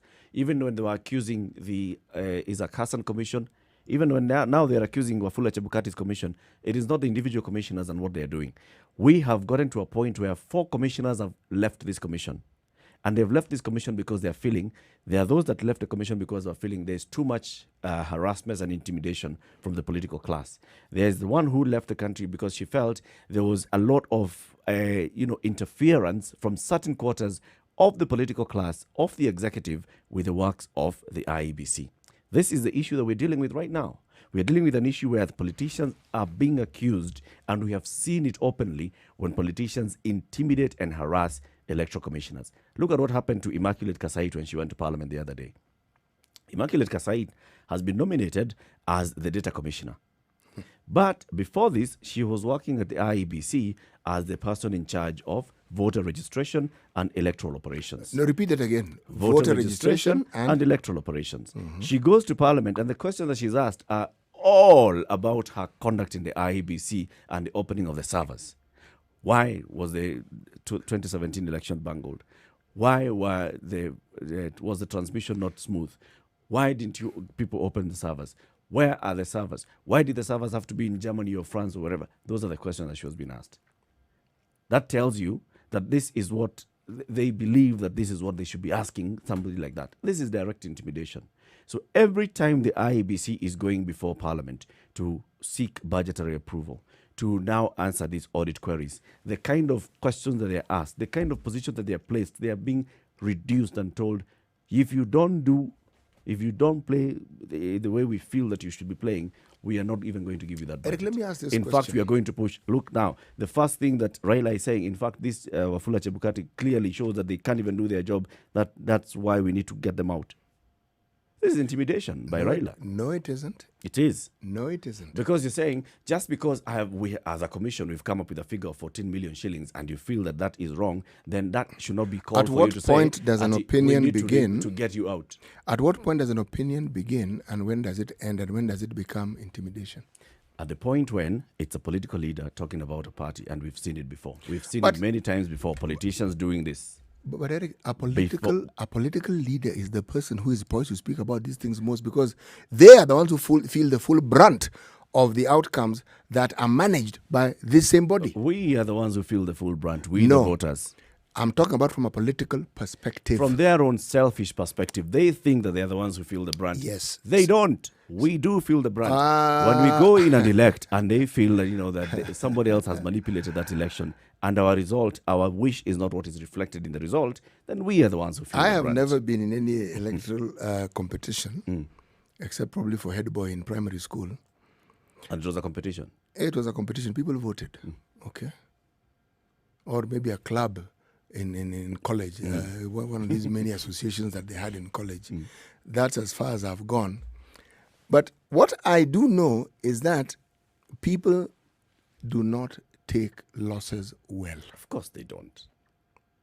That doesn't mean that they are the most affected person. No. It means they are affected. They are affected, not the most affected. No, they are the most affected from a political perspective because people go into that position to win, and they have an idea of what they want to do. Now, it's not one dream. You don't want to buy a car or buy a house.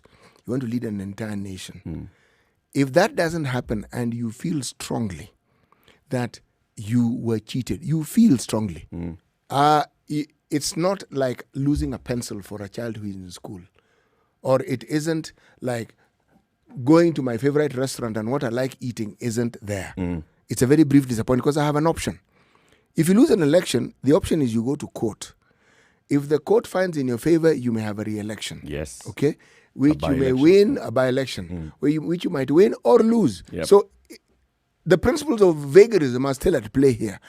But I cannot say that the toll is a light one. It is not. I've seen people who have vied for whether MCAs or even MPs. Aside from people getting hospitalized, even when they're not hospitalized, what happens to their lives thereafter? That is well and good, and we feel very sorry for them. Oh, poleni sana. But that does not mean that, therefore, you have a right to go and intimidate the electoral commission Eric, so that you don't lose. These are two separate issues. No. These are two separate issues. Because I don't see the intimidation. Not in this one. The lady who went for the vetting in Parliament, yes. That one, you could say it's tantamount to harassment for this reason. Let me tell you the intimidation on Wafula Chebukati and team. Right? In the last couple of months, Wafula Chebukati and team, we are going to have a new commission and we are going to fire these ones. We are going to replace these commissioners. So imagine where you are still working and the person who appoints you keeps saying, you know what, huyu mtu tafuta ya kazi. That is intimidation. That is proper harassment in the workplace. That is giving you information. That is proper harassment in the workplace. Your boss keeps telling you, unajua city. Unajua utaenda. Eric, it is not intimidation. It's information. Let me quote an authority on this particular subject. It's called the Bible. A story is told of a man who had a servant, all right? And he told the servant, I'm going to sack you. What did the servant do? The servant called all the people who owed his boss money. Told him, how much do you owe? Katanusu. How much do you owe? Do this. How much do you owe? And the story goes on to say, this person was considered wise because he knew he was leaving, so he was setting himself up to find a place where he could lay his head when he left his boss's employment. When someone, you're calling it intimidation, they're giving you information, so you prepare. It's not shock of tomorrow you're gone. We are going to do it. You've been informed. The manner in which it is said may not be palatable, but then, man, if you're in these jobs, man, grow a thick skin. What do you think these jobs are all about? The only people who don't seem to have a thick skin. You cannot be going to court every day and saying, you know what, you judge, you know we shall fire you. You know we are going to form a commission to investigate you. You know you judge. You know we are going to... No. But Eric, listen, even if you tell the judge that, the judge knows very well, you can try. That's exactly it. Because because there are safeguards. Eric. Because there are safeguards. In this particular case, these people who are saying that there are no safeguards, they're actually going to change the law, make themselves the majority selection panel. They're the ones who are going to determine. You will apply to be the chairman, Wafula Chebukati. You will appear before that panel that has been selected by 4 parliamentarians and only 2 religious leaders and 1 lawyer. You will be told, my friend, Kwenda, even Eric, if you pass there, you will go for vetting before the National Assembly. Are these MPs, these jobs forced on people? So you apply. The history you've given is a beautiful one. You can see what has happened to people in that job. You apply for it. What do you think is going to happen? Why do you take the job if you don't have a thick skin? If you don't have one, grow one. But what happens when this game is so murky? We, the electorate, are not getting our fair worth of our shilling worth. That's a problem. We are not getting what we deserve. Let's go to the phone lines because I can see Jimmy is calling in from Malindi and wants to contribute. Morning, Jimmy. Morning too. How are you? Fine, very well, thank you.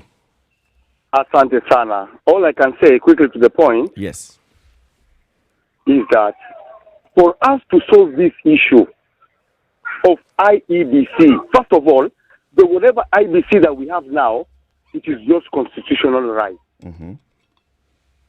All members of IEBC should be kept aside. Why?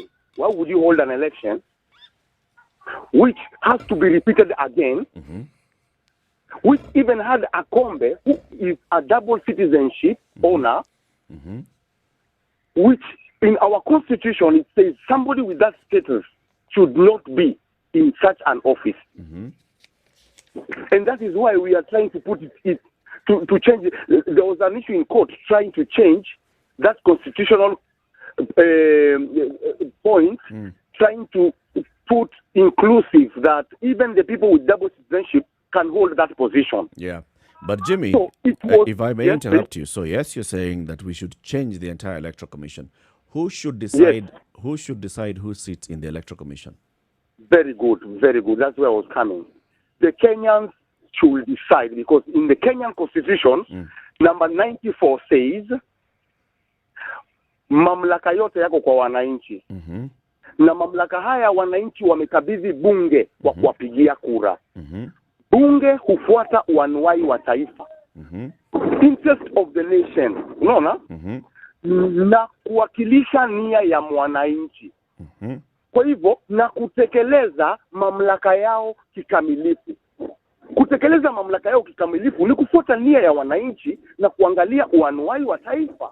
Kwa hivyo, the Kenyans, we should come up and say, we want the clergy, kiongozi wa dini ambaye atakayechaguliwa na Wakristo, na kiongozi wa dini ambaye atakayechaguliwa na Waislamu, kiongozi wa dini ambaye atachaguliwa na Mabuddhist. Nani? Wale dini zote ziko Kenya ziko registered. Kwa hivyo hizo dini wote kila mmoja achague yule mtu ambaye wana imani na yeye. Okay. Alafu IEBC itachukuliwa commissioners kutoka hao viongozi wa dini. Okay. Thank you very much, Jimmy. Thank you very much for Lakini your... hii tunasema hii tunafanya hii ni ile ujinga tulisema tutamaliza tukipata Uhuru. independence. Thank you very much, Jimmy. 5 minutes to 8 o'clock. It's a Situation Room, Kenya's biggest conversation. Time for us to take a break on KTN Home. We'll be back shortly. This broadcast is on KTN Home and Spice FM. 87.9 Spice FM, Mombasa.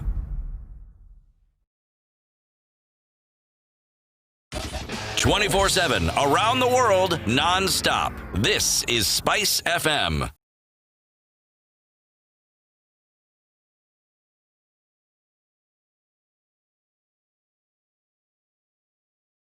Jimmy is saying that the people then who should become electoral commissioners should be selected by the people. Go and sit there. You know, there's representative participation, and it's just as valid as what he is saying. The reason why we have all these long queues and we have these elections is so that we can decide who will... Not every Kenyan can go to parliament, or not every Kenyan can go to a county assembly. So we elect these people so that they can actually represent us. You see, as we're discussing this, the thing that comes to my mind is simply this. There are many issues when you talk about when you talk about the electoral commission, or you talk about the election in this country.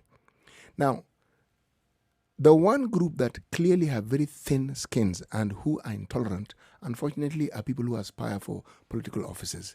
They see demons where none exist. Even if it's just a bush, they'll see that bush moving and there'll be a demon behind it. Why? Everything that happens, if it doesn't favor them, there's something wrong. Fault is found immediately. And there's an enemy somewhere. Yes. Let's go to the calls as we go to the top of the hour. Anna, good morning. Good morning. I am so concerned that somebody is saying that if you say something is wrong with the Electoral Commission, it is intimidation.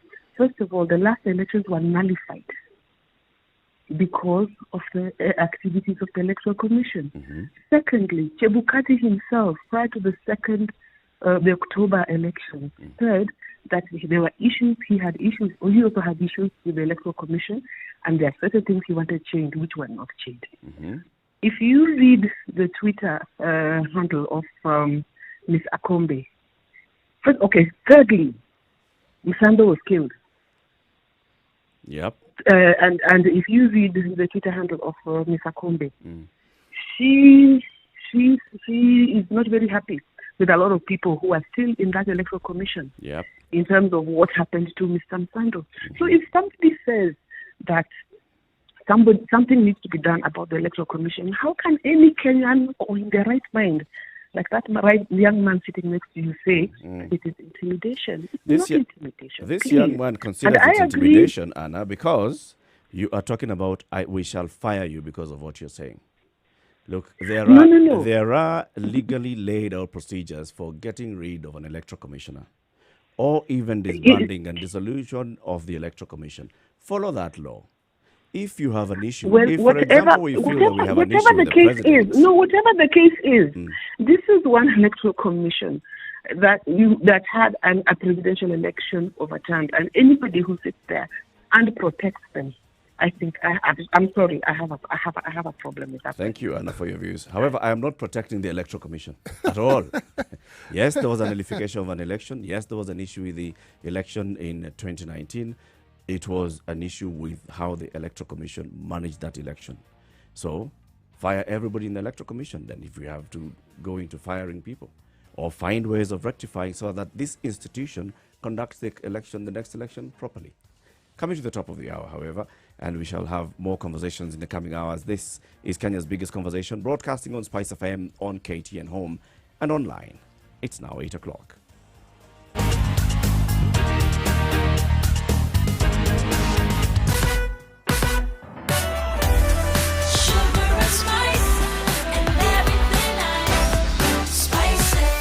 Spice up your life. 102.5 Spice FM, Kisumu. Okay, Traffic. so what's happening on the road this morning? Where are you? Wherever you are, what's happening on the roads? Ngong Road is still smooth flowing, but there's an issue here of some pile-up starting up on Mombasa Road, especially when you get to the roundabouts, the usual roundabouts. This is from Nyayo Stadium, Bunyala, going all the way into Haile Selassie, starts piling up. Also, and Wayakiwe coming into town, starts piling up at the Nyayo Stadium roundabout. But also, the other parts are still moving well. Thika Road coming into town is not looking so bad. Kiambu Road into town is not bad at all. It's looking okay. And also, we just talked about Thika Road. Ngong Road is looking so good, but somebody's complaining about being marked today as they were going home. Issues need to be addressed on lighting, on security around those roads. Jogoo Road into town is not looking so bad so far as what we are getting. If you have anything that you need to report to us, Spice FM KE on Twitter and 40127 SMS number. Good morning.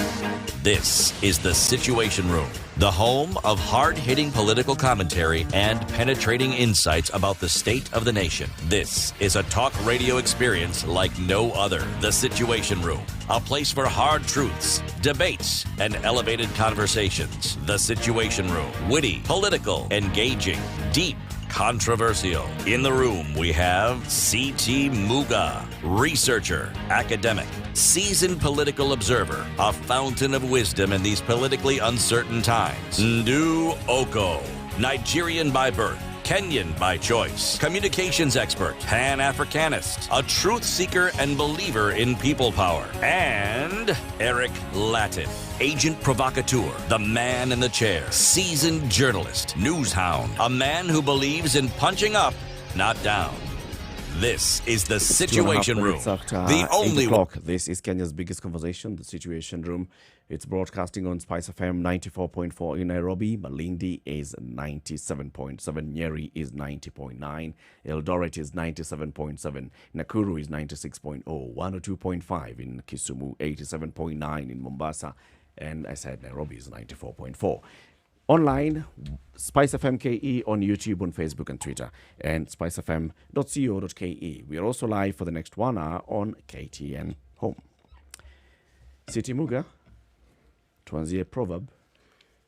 Yes, it requires carefulness to kill a fly or swat a fly or shoo away a fly that perches on the scrotum. Mm-hmm.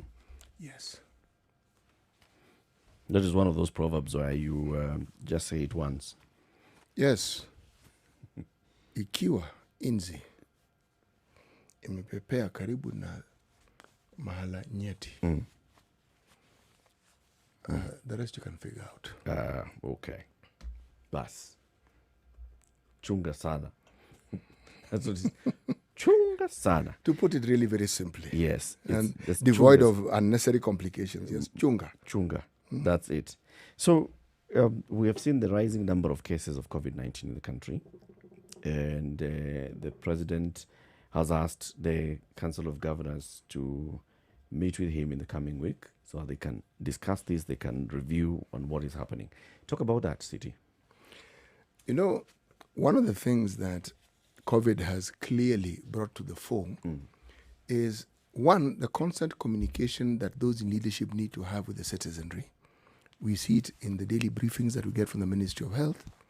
But also, because of the rising numbers and just the existence of COVID, things that ordinarily would just have been dealt with an edict here, more and more accountability and details are actually being demanded by the citizenry. They want to know, why is this happening this way? Or what is it about this that is there? Now, when the government determined to assist the counties in what they foresaw would be a necessary fight, a necessary bulwark against COVID, they allocated money to the counties. Now, there are those who say there was a little interference in that because over that same period again, the counties did not have money. But that's a discussion for another day. Now, in order to be able to ensure that the national government and the counties are on the same page, very simply put, it is incumbent upon the executive to meet with these partners in the development of this country and discuss not just the way forward, what has happened, what has failed, why has it failed, what needs to be done. Because at the heart of everything here, you see, COVID doesn't choose whether you are a political leader, whether you're a civic leader, or you're Mwananchi. It will affect you the same way. There is no sickness that is set aside for people in certain offices or in certain cadres, certain ages. It is the same. Now, in my opinion, much as they're going to have this discussion, the question that comes to my mind is it just one of those discussions similar to the ones they've had in the past? Or are they actually going to discuss things and then implement things that will bring about real change? Are they going to be truthful to one another and to themselves? Sit down there and say, you know what, my colleagues and Mr. President, in my county, this is the situation, and this is what I can do, and this is what I'm unable to do. I require assistance in terms of thinking capacity, in terms of implementing capacity. Because even thinking capacity, you could just get into a point where you've called your officers, you've sat down, you've asked them what can we do, and you have not come up with a breakthrough. Asked for ideas from others. One.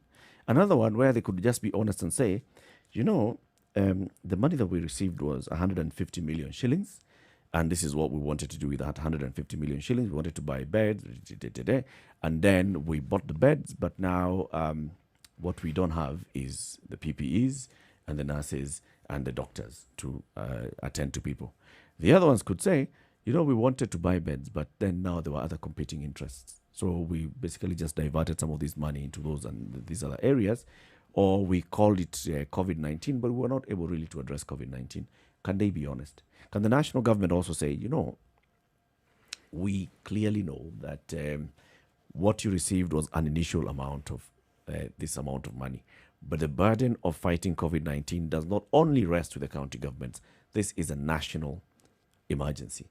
So as national emergency, with the health CS being the chair of the National Emergency Coordinating and Response Committee, we need to do a lot more. Our people are out there, they are behaving the way they are behaving. COVID-19 is rising in the counties. This is what we can do. Can they just be honest and not sit there and just check the boxes and say, you know, Mr. President, we met, and the things that we need to do is, can we shut down county assembly? Can we shut down operations and reduce the operations of in the counties? Can we say now that people just work from home as much as possible, and that will be enough for us to deal with this COVID? You know, when you talk about honesty, it's not honesty with the president. Let's start with honesty with themselves. Because are they going to be honest enough to admit that many of the problems that they have nothing to do with the national problem, the national government, and it has to do with either their management styles or, well, the inability of the people they work with to actually deal with what they should be dealing with properly? I mean, counties do get money. Yes, it delays, but they do get money. Now, managing funds doesn't have to do with you getting all the money you want all the time. Nobody gets all the money that they would like. But people manage what they have. And it's this process of managing what they have that enables people to move forward. Because in this very same country, there are counties who receive whatever their allocation of funds are, and we see them doing things with whatever it is that they have. So it means it can be done. Yep. So the question of why others are not doing what they should be doing, because they should. They themselves, they're the ones who create their budgets. They're the ones who determine what the priorities are. It's not determined for them. So if these things aren't done, then surely that isn't a national government problem. It is their problem. Now, by the same token, this isn't a problem that you can throw back and say, I inherited this job from somebody else. You knew that when you're competing. You wanted to get that job. You got it. Yep. Now, having gotten it, it can't be that if something is not done, somebody else has to blame. You are in charge. The problem, if you saw it and if it existed, what did you do with it? Because ideally, when you hear of such a discussion, you are thinking, we are going to move forward and the Mwananchi will benefit. But the problem with many of our discussions, they are that and they end as that. A discussion. People come to Nairobi because they come to Nairobi. And they chat, and they chat some more. We in the media, we report it. We talk about it like we're talking now. And my friend, we are just back to where we were. So you ask the question, why did they have the meeting in the first place? Yeah. What was the purpose of that meeting? Yes. What on earth was all that about? Because the moment you have meetings, expenses are being incurred. Oh, by the way, or are they having a Zoom meeting? Most likely they're going to have a Zoom meeting, or they may have a Zoom meeting, or maybe just decide to have one physically. No, there's no. Probably another Zoom meeting like the ones that they've held before, with just a few, maybe just the chairman of the COG and some chairman of the health committee and such coming to State House where they can be together with the president. The meetings are good. It's good for people to talk and to air out issues. And as Africans, you actually want to see the person you're talking to, not on a TV screen or a computer screen. That is easy to understand. But is it possible for these meetings to actually come out with the implementable outcomes so that the changes that people keep crying for, asking for, actually come about? What will it take for the leaders to have a change of heart so that they actually do what they say they're going to do? What is it? So let's just look at what the meeting wants to do. The session shall consider the evolution of the disease as well as the epidemiological models on how COVID-19 may propagate within our country over the months of November and December 2020. The session shall also review the efficacy of the containment measures in place as well as the impact of the easing of the restrictions that were in place. That is what they're going to discuss.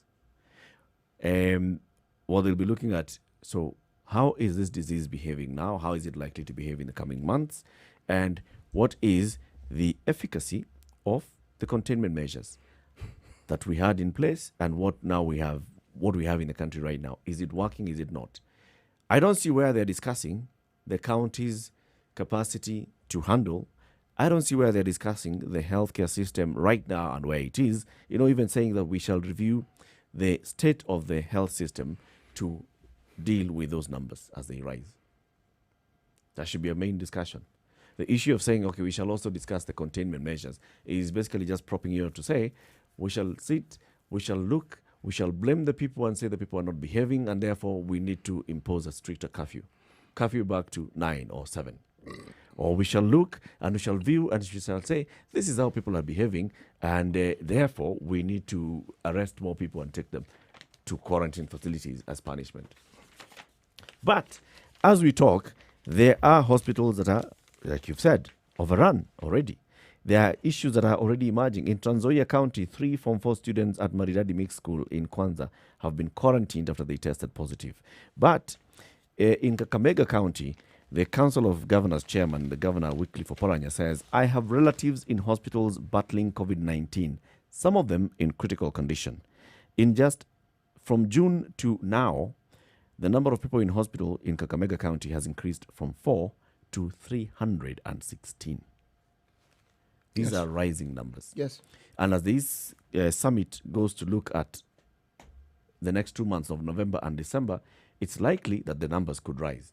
It's likely that the epidemiology, that one, models that are going to be presented by the experts are going to show that there is likely to be an increase in numbers in the coming months.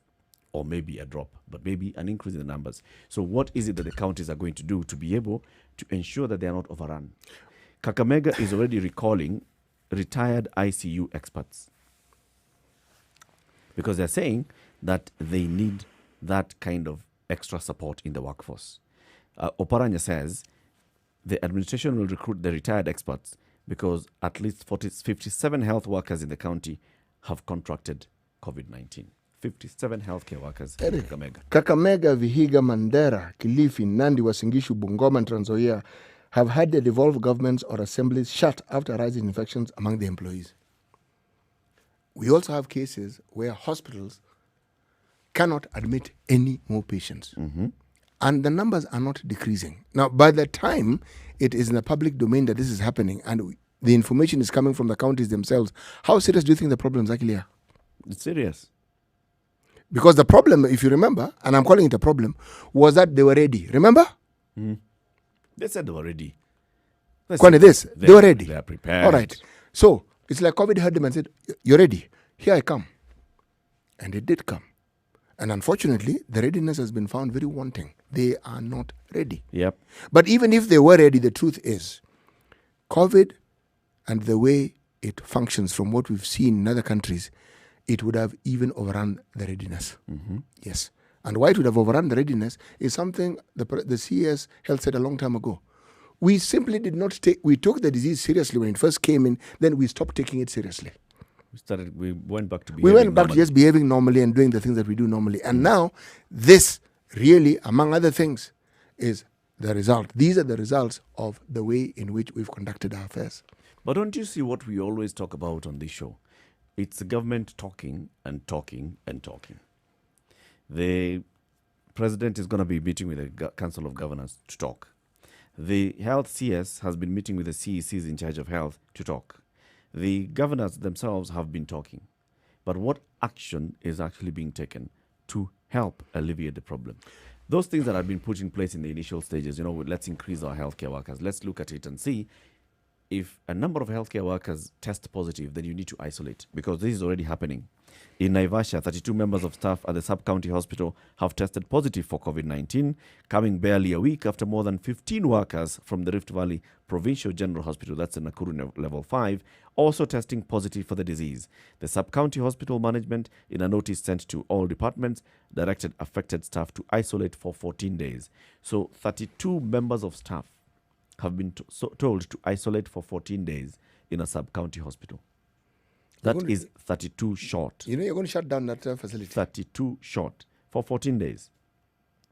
According to Kariuki Geshoki, the county CEC for health, the total number of medics who've tested positive in the county stands at 176.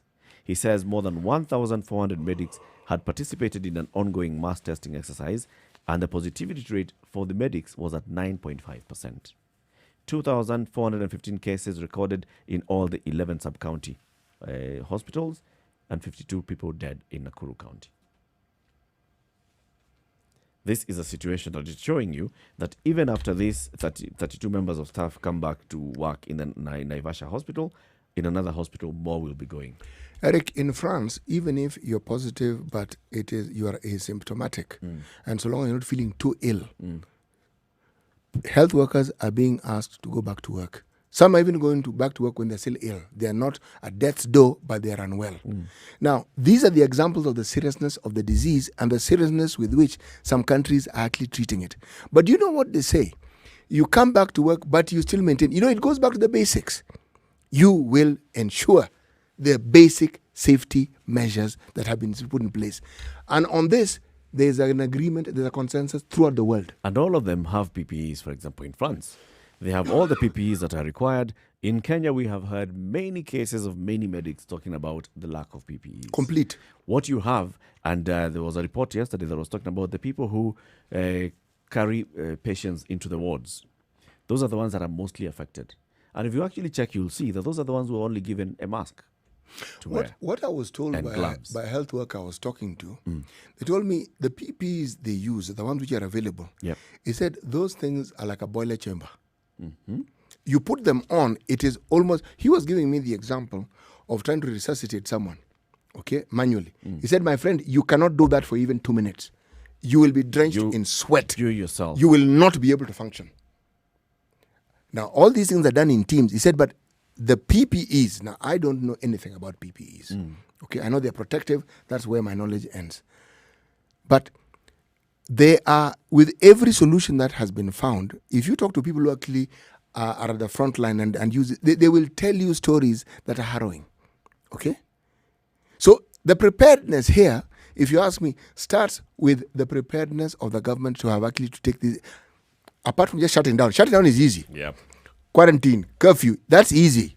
Statement, and my friend, you dare move. Now, to accompany it, safety measures, those ones, an attempt is made, you see it. Remember, we saw very good reports, with tracing. Very, very good reports. But the truth is, with the numbers we have, it's going to be, not near, it's going to be impossible to trace. Now, this is what you learn from other countries and you see. You don't need to wait for it to happen to you. You can see what happens when the number of infections increase. Now, we want to discuss the number of infections which are increasing. Not they have increased and they're at a standstill. We seem to have taken that little lull when the numbers seem to have sort of like evened out. And for us, the interpretation was that we are back to normal. there's nowhere on this planet where there's anything called normal. Even those, you only count the number of days you have had no infection or few infections. That's what you do.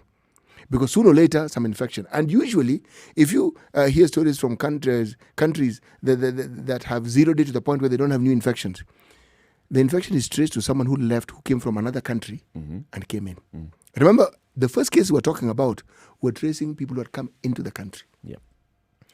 But then there's no more stories of into the country. The disease is in the country and is being transmitted by citizens of the country. Whenever I read of a meeting or I hear of a meeting, my mind automatically goes to commissions, committees, task forces. And I think the thinking behind these setups are actually commendable and they're useful, because if you look at what is written down as the goal and the intended outcomes, they're actually very wonderful. But it's actually genuinely fatiguing when you then have to come back and ask yourself the simple question, in all honesty, at what point will we actually take the things, all of us, the citizens, at what point will we take this disease seriously? Government, at what point will you take your functions seriously and actually do what you're supposed to do? Because if we talk, everything we talk about, whether it is economic issues, my friend, so long as this COVID isn't managed well, this recession we're talking about, it could easily get into a depression. So long as we continue behaving normally. So long as, my friend, countries that have muscle, who have economic muscle, are beginning to sag under the weight of COVID. So the president is meeting with the governors on Wednesday, right, for this summit. And this is the extraordinary session that has been convened in light of the resurgence of COVID-19 infections across our nation, as exhibited by the fact that Kenya has recorded its highest number of COVID-19 monthly fatalities in October 2020. Okay? Yes. So this has necessitated the president to call this meeting and even to see what action can be taken. Now, there are a number of things. There's what the citizens can do and what the citizens can be nudged to do by the government, and what the government itself can do. So when we come back from the break, we'll talk about what is it that we expect the citizens to do and the government to do. But at the same time, what has the government done so far? And I'm still stuck on that point of when this thing was reopened, when even the political leaders behaved as if we have reopened and therefore now we are easy, it's okay for us to behave the way we are behaving. And then we start recording the number of deaths that we have. We are slowly, we are quickly approaching the 1,000 mark of people who have died from COVID-19 in the last 8 months alone, or in just this year alone from COVID-19. These are deaths that we cannot just, pass off as statistics. These are people who have died. Did these people have to die? Okay, are our healthcare facilities well equipped to deal with the rising number of COVID-19? What is it that the government has been doing from national level to county levels? What is it that they've been doing to make sure that should we get to this point, they'll be well prepared and well taken care of? For example, had Kakamega already talked to the retired workers and put them on reserve and told them, you guys, you are ICU experts, you guys are retired doctors, you are retired nurses, please be on standby. I shall be giving you updates. If we get to this number, I will call 5 of you. If we get to this number, I'll call an extra 10. If we get to this, I will call you. And they already have that agreement in place? Or are they going to start looking for the retired workers now and start negotiating with the retired workers now? Those are the questions that we must ask as we look for this meeting. Keep it right here. This is The Situation Room. It's Kenya's biggest conversation, broadcasting on Spice FM, on KTN Home, and online. It's now coming up to 25 minutes past 8. Let's take a look at the weather and what's happening on the roads.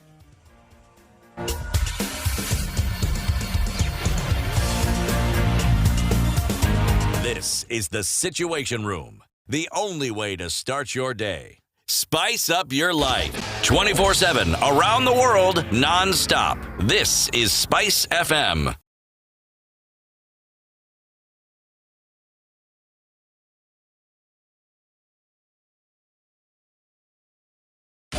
"24/7 around the world non-stop. This is Spice FM.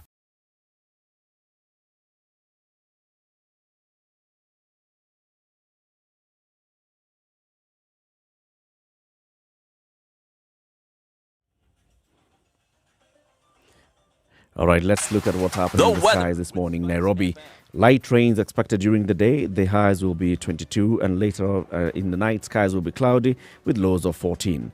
Going into other parts of the country, in Nakuru, Nakuru is going to be partly sunny today. The highs will be 23. Rain is expected in the evening.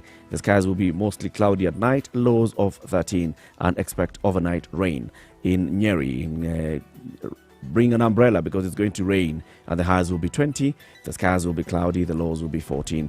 Expect overnight rain in Nyeri. In Eldoret, the skies will be mostly cloudy today. The highs will be 21 and expecting some rain in the afternoon. Later on tonight, skies will be mostly cloudy with lows of 13. Going into Kisumu, expect some rain during the day and highs of 26 and humid day. And the skies will be mostly cloudy, lows of 19 in Kisumu today. Let's go to Kakamega and see what's happening there. The light rain is expected during the day today. Highs of 25, thunderstorms and rumbles throughout the afternoon. Skies will be mostly cloudy at night and lows of 15 in Kakamega. Malindi is going to have scattered rain showers during the day, highs of 26, and at night mostly cloudy and lows of 16 at night.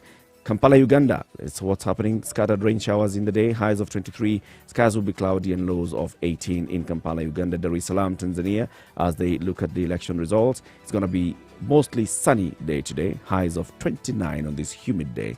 Later at night, it will be partly cloudy, lows of 24.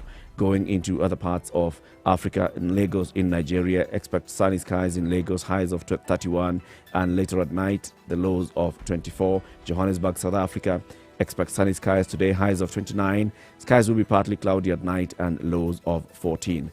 In Beijing, China, it's going to be sunny skies today, highs of 19, but it'll be partly cloudy at night and lows of 9. Paris in France, skies will be mostly clear at night, lows of 10, but during the day it will be mostly cloudy with highs of 16. And if you go to London in the UK, skies will be cloudy, highs of 17, and then cloudy night as well, and lows of 14. We'll be looking at other the weather forecast during for other parts of the world in subsequent weather focus bulletins. Good morning.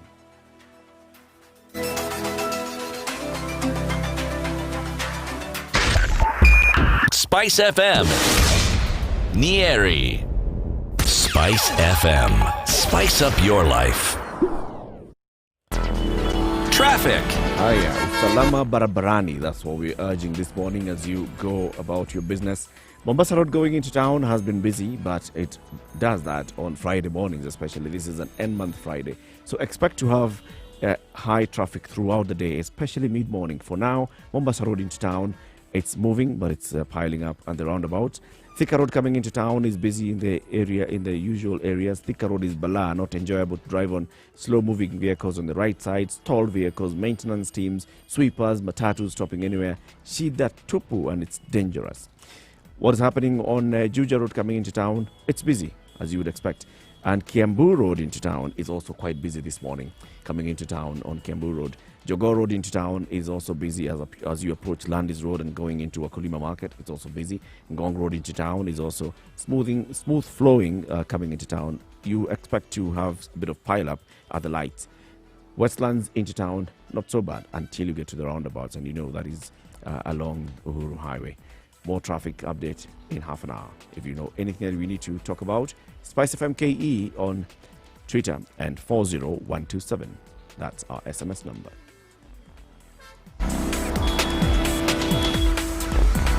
Sugar and spice and everything nice, everything nice. Spice FM. Mature, intelligent talk every morning. Spice up yourself.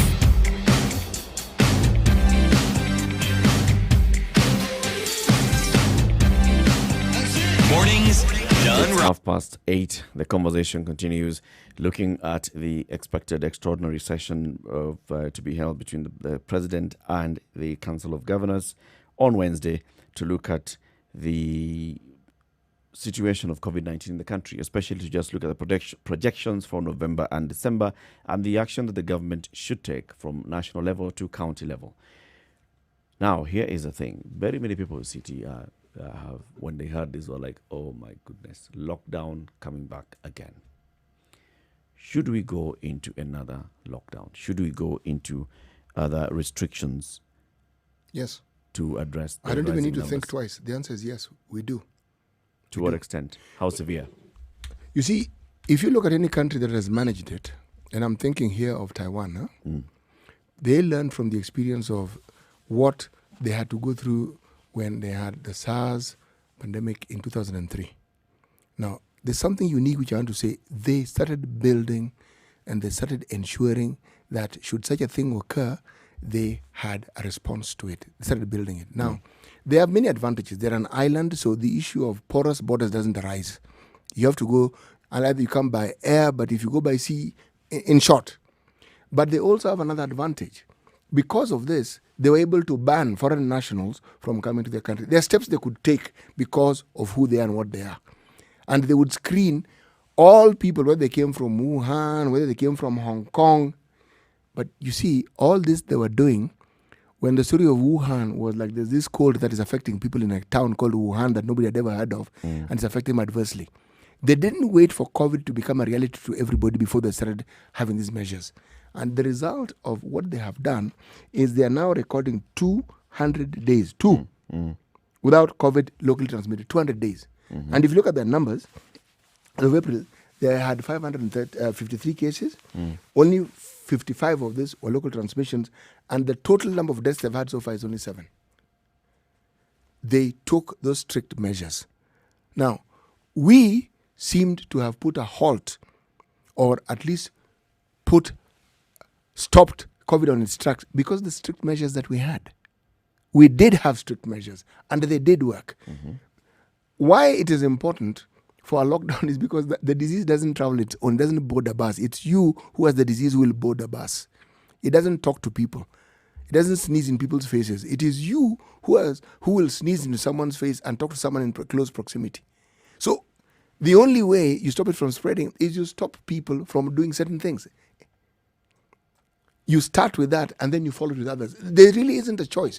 If you wait for people to start collapsing and the situation you have to get worse, then, my friend, managing it is going to be that much more difficult. But CT, you know the effect of what that had on people's livelihoods. You tell people, go back indoors. You tell people, those that have just come back and resumed working in hotels, in restaurants, your job again is going on hold, no more income. No. You tell people who've just started earning again that comes to a halt. No. What are you telling That is people? not what I am saying. A lockdown here, lockdown doesn't mean you shut down the economy and nobody moves from their houses completely. Other people have done that. No. The initial lockdown, if you remember correctly, restaurants, pubs, public places were shut. Yep. Then we opened them up Airlines, minimally. airport, Yes. Services Yes. shut. There are experts who understand these things and they will be able to advise we can keep this open, but this is how we do it. Like the issue of children going to school, you have stated this on many occasions. It followed a process. Let only these classes go to school. It is manageable. When you think about it, it is definitely manageable. Let the same thinking, but in greater details, given the situation we're in, also take place when it comes to the economy. All right? The hours that we raised, reduce them. Do certain things. Shutting down the economy completely is next to impossible.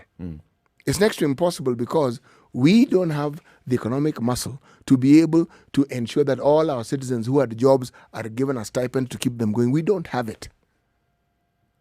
Every time we've tried that, it's only for a period, and then we have to sit and think of how else we're going to do something next. Okay. So as I hear you, what you're saying is what you want to see is, because as you said, the virus does not move, it's the people who move. Yes. You want to reduce the number of people who are out at any one time. Yes, unless it's, you see, So those who are out are those that are absolutely have to be out at that time. You have to go to work, that's a necessity. Okay. All right? So all of you then congregate in the office. How does that help? The office is a managed environment. Just like the school is a managed environment. Yes. So managed environment. Meaning, those who are employing people will understand the key individuals who are absolutely necessary to keep whatever it is they're doing. To work from the office. Yes. Others, we know, have been working from home. So it's not as though it's a biggie. It's not as though it's a mind-raking situation, if you ask me. All I'm saying is that the measures to restrict and to ensure the spread doesn't go on, because it spreads when people mingle freely. That's the problem. Stop the free mingling or reduce it completely. So in the rural areas where now we're seeing a rise, what is it that would be done? People are going to market. People are going to shops. People are going to farms. That's what people are doing. In the rural areas, the number of people who are going into formal employment in offices is not so high. In the rural areas, that discussion, my friend, is really a problem. So what do we do? Because this is where I'm not even going to try and attempt to think about it, because we're talking about, if you just look at Nakuru County, the sub-counties of Nakuru County, what is it that you tell people to do? Yes. Because we are where we are, and it's in the country. It's not just in Nairobi anymore. It is now across the country. So what is it that we would do then to make people feel that, okay, so with what we have, then we are managing the spread of this COVID-19? Because that's where the challenge in my mind is. If you tell people shut down, you have impacted their livelihoods. If you tell people, wear masks, you've been telling people to wear masks. Just telling them on Wednesday does not change what we are doing on Tuesday. Just because you have come out and said, you know what, guys, wear masks. Or you know what, guys, so we are going to ensure that now we deploy NYS, we deploy Kanjo, we deploy police officers. In some cases, Mkinyeta Sana will deploy GSU, will deploy military to come and ensure that nobody is walking without a mask. Those are extreme measures of making sure that people don't wear masks. Let me ask you this very simple question. What is wrong with extreme measures if it's going to ensure that people stay alive? The problem that I have with those extreme measures is that then they will not be accompanied by what the government will do, what the government ought to do. It could be a very easy way of the leadership just pushing the burden again to you. This is what happened. We were told, you guys, if you get this COVID, just know you're on your own. Just know we shall be blaming one another for the spread of this virus. It's fine. And we can take a huge part of the blame because of how we have behaved as a people. But then when you go to hospital and you find the way that hospital was in January is the same way this hospital is now. When you think that you have done everything possible, but you still are facing that risk of contracting COVID-19, and if you go to hospital, you will not be able to be admitted, or if you need ICU facility in a hospital, it will be a game of chance, then those are the questions that we ask. As you're giving us all this conversation, what is it that you as a government have been doing? And I dare say, until you do the things that you ought to do, just leave me alone, okay? Just leave me alone. Let me live my life. I will get up. I know I need to wear a mask. I'll wear a mask. I know I will need to wash my hands. I'll wash my hands. If I forget, it's fine. I will bear the consequences because I know I am on my own. Stop pretending that you are there and you care about me when you don't. The human beings love conformity. The argument is when we had the lockdown, people were suffering immensely. Yep. It was because everything is new, but there was the issue of money in your pockets, money in your hands. It took center stage in the discussion. There is no easy way out of this one here. Because even if we play our part, if the government does not honestly and seriously take up its role, it becomes very, very difficult to suggest what can be done. The only thing that as a citizenry they can do is make sure that they follow the health safety measures to at least stay well and to stay alive and to stay safe. That they can do. Though arguably some people have challenges. I know right now we have we have water everywhere. But even that water is now causing a problem. It's a problem. Yes. It's an issue that's affecting us. So we're asking that question this morning. We'd like you to join the conversation. 0719-012-600. That's 0719-012-600. Or SMS 40127. Our Twitter handle is SpiceFMKE. Facebook, SpiceFMKE. And Instagram as well is SpiceFMKE. The question is, should the president order another lockdown after Wednesday's meeting with the governors? Or what should the president do? If not lockdown, then what? Should the president order another lockdown after Wednesday's meeting with the governor or the 47 governors across the country? And if not, then what? Would like you to tell us what you think. 0719 012 600. It's a tight one, like you said. It sounds to me like the health experts are all concerned. Those that we speak to, we ask them, what do you think? They're like, you know what, guys, this thing, it could run us over very easily. Our ability to manage it may not be as good. Then they sort of fall short of saying, but our politicians are not prepared to do what they're supposed to be doing. Because then you'll point those questions of, all right, look at what happened when politicians come and they are addressing political rallies. Yesterday, the CS for Health was saying, it doesn't mean that because politicians have come to address a political rally, then you must go. True, but what is the example that is being set by this person who is your leader? It's the responsibility of the highest possible order. For heaven's sake, I mean, this is not something that you really need to put much thought to. How on earth do you explain and display responsibility when you know very well that if you hold a meeting, people are going to crowd? Yep. And then you're telling us that people ought not to go. What are you talking about exactly? The best way to counter this, basically, Mutahi Kagwe has removed himself from the political class. He's now on the side of, I'm a cabinet secretary, I'm not in politics, I am listening to my experts in the health ministry. The best way to deal with these politicians is when they come, don't appear. Then they'll stop coming. Let's go to the phone lines. Joseph Karanja is calling in from Kiserian. Good morning, Joseph. Yeah, how are you? Fine, thank you. I would like to contribute. Go ahead, sir. Yeah, you see, second wave is here with us. And the government should be serious. In Europe right now, lockdown is in Britain. Yep. And Germany, they're going to be on lockdown on Monday. Italy, they are still debating. But it's also getting worse like Britain and Germany. Now, France is also bad. Here is a virus that attacked the world. We got to be serious, especially the politicians. If you look at BBI meeting, there was no social distance. People there were not serious. You know, the poor Kenyan is suffering. And this disease is going to kill a lot of people. So, Joseph, should there then be another lockdown? Yes, I quite agree. For the sake of the lives of Kenyans, we got to be serious.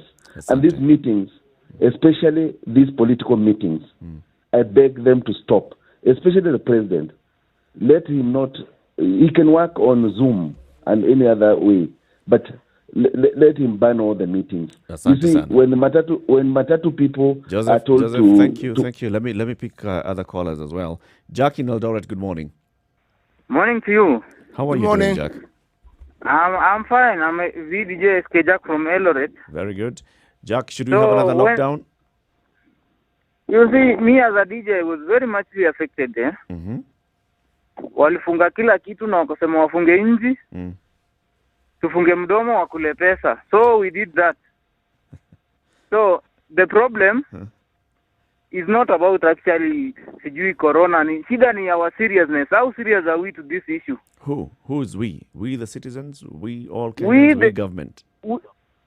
Our system, sisi wote tuna problem kwa sababu hatujaichukulia kila kitu serious, unaona? Tukikuja na project is like sheria imetolewa kama miti isikatwe forest, but utapata kuna wale wanakata wanapeana. Hiyo ni example.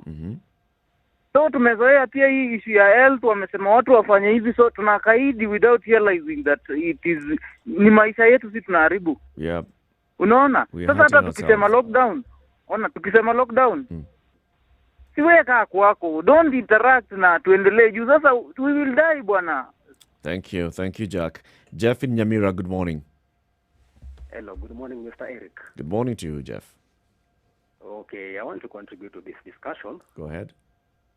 And my argument is very simple. The government should not impose any lockdown. Yes, because Wakenya tumekuwa kichwa ngumu. We are told maintain social distancing, we are not maintaining. We are told to wear face masks, we are not wearing. We are told to sanitize, we are not sanitizing. So I think it has got to a point whereby wata kila sasa mtu apambane na hali yake. Because we've been told do this, we are not doing. We are told don't attend political rallies, we are attending. But so what about those who are trying? What about those who are trying to do the right thing, and then everybody else is exposing them to danger? then they say mtego wa panya ama wanasema I think something like that, inashika waliomo na wasiomo. So for those of us who probably are following the rules, the social distancing, the face masks and the sanitizing, hata mtu akikuja na coronavirus nyumbani, I think I will be safe as long as I'm doing what the government of Kenya is instructing us to do. I think we are safe, but it's high time. But no lockdown. Yeah? No lockdown. No lockdown. Wacha tupambane sasa na hali yetu as individuals. Thank you, Jeff. Garoya Kamau in Nairobi, good morning. Good morning, sir. How are you doing, Garoya? Should we have another lockdown after Wednesday's meeting? I genuinely think even he needs to open up more. For our country, as Africans, we need to look at African solutions, not the Western solutions. To see that we are comparing ourselves with the Western world where we have more deaths, that we are able to do this. Because in Africa, we've not registered such death. My argument is to actually relook at Tanzania. Let's not talk from where we are seeing. Let's come home. Yeah, I don't think we need to be shutting down. No one is dying a lot in Tanzania, and no one can hide death, major death, anywhere in the world. But over 800 people have died in Kenya, Garoya. Yes, but 800 people, to what extent, at what time? I can tell you, more people die in TB than coronavirus. Let's look at it like that. Thank you, Garoya. Mercy in Buruburu, how are you? I'm good, thank you. Good to have you on the show. Yes, I wanted to contribute on this debate. Go ahead. I think the lockdown is bullshit, honestly. I'm sorry to use that language, but we didn't have even an opportunity to peep you out. All right, so just say lockdown is bad, okay? It's very bad. We should just live with this virus because this virus has got to live with us. Tuendelee tufanye kazi zetu, tufungue borders, people work because this thing is going to bring so much suicidal people are going to be on suicide and those things. Alafu loss of jobs and all that. We should not even think of lockdown. Thank you. And this thing is just because of American election, let me tell you. After American election will be over, this thing is going to be over. Hey. Yes. Okay, Mercy. Thank you very much. Alex in Moranga, good morning. Good morning. My name is Alex. Yes, go ahead, Alex. I'm calling from Moranga. Yeah, what I was trying to say is, let us consider the normal Kenyans. But the lockdown kuna wase wengi hawana job saizi. And if you continue giving a lockdown for this country, we shall have many issues affecting our normal people. So the best option for us, let us take the normal precautions, let us wear masks, let us keep the normal distance, and then it will be okay for us. And then the social class, which is the political class, they might okay. They don't care about the normal Kenyans. Okay. Thank you, Alex. Thank you, Alex. Have a great day in Moranga. Yeah, thank you so much, my brother. Let's cross over to Eldoret, and Josiah is there. Good morning, Josiah. Good morning, Eric. How are you doing? I'm very fine. Lockdown, yes or no? No. Why? You see, lockdown is not a solution. I don't think that if we lock down the country, we are dealing with the real solution. I think the government first should stop announcing, not in that perspective that, but you are thinking, but they should stop. I think it is panic. You are making the public to panic. So stop announcing the numbers.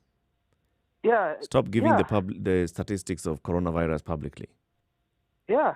If Tanzania was dying as much as Italy, don't you think we should have noticed by now? But Kenyans are dying. Yes, and the government has a responsibility to keep Kenyans alive. Yeah, I know they have, but I think the announcement is making us to panic, extremely panic. So you'd be happier if you didn't have the information? Okay, I wish they didn't broadcast it. I wish they put a portal or a website. The only way you can ensure that you can claim your claim is actually held true is by making sure that everybody has an opportunity to actually hear what you're saying. That's why it's being broadcasted. Okay, I am not refusing, but I think you remember the time when we used to have terrorism in the country. Yes.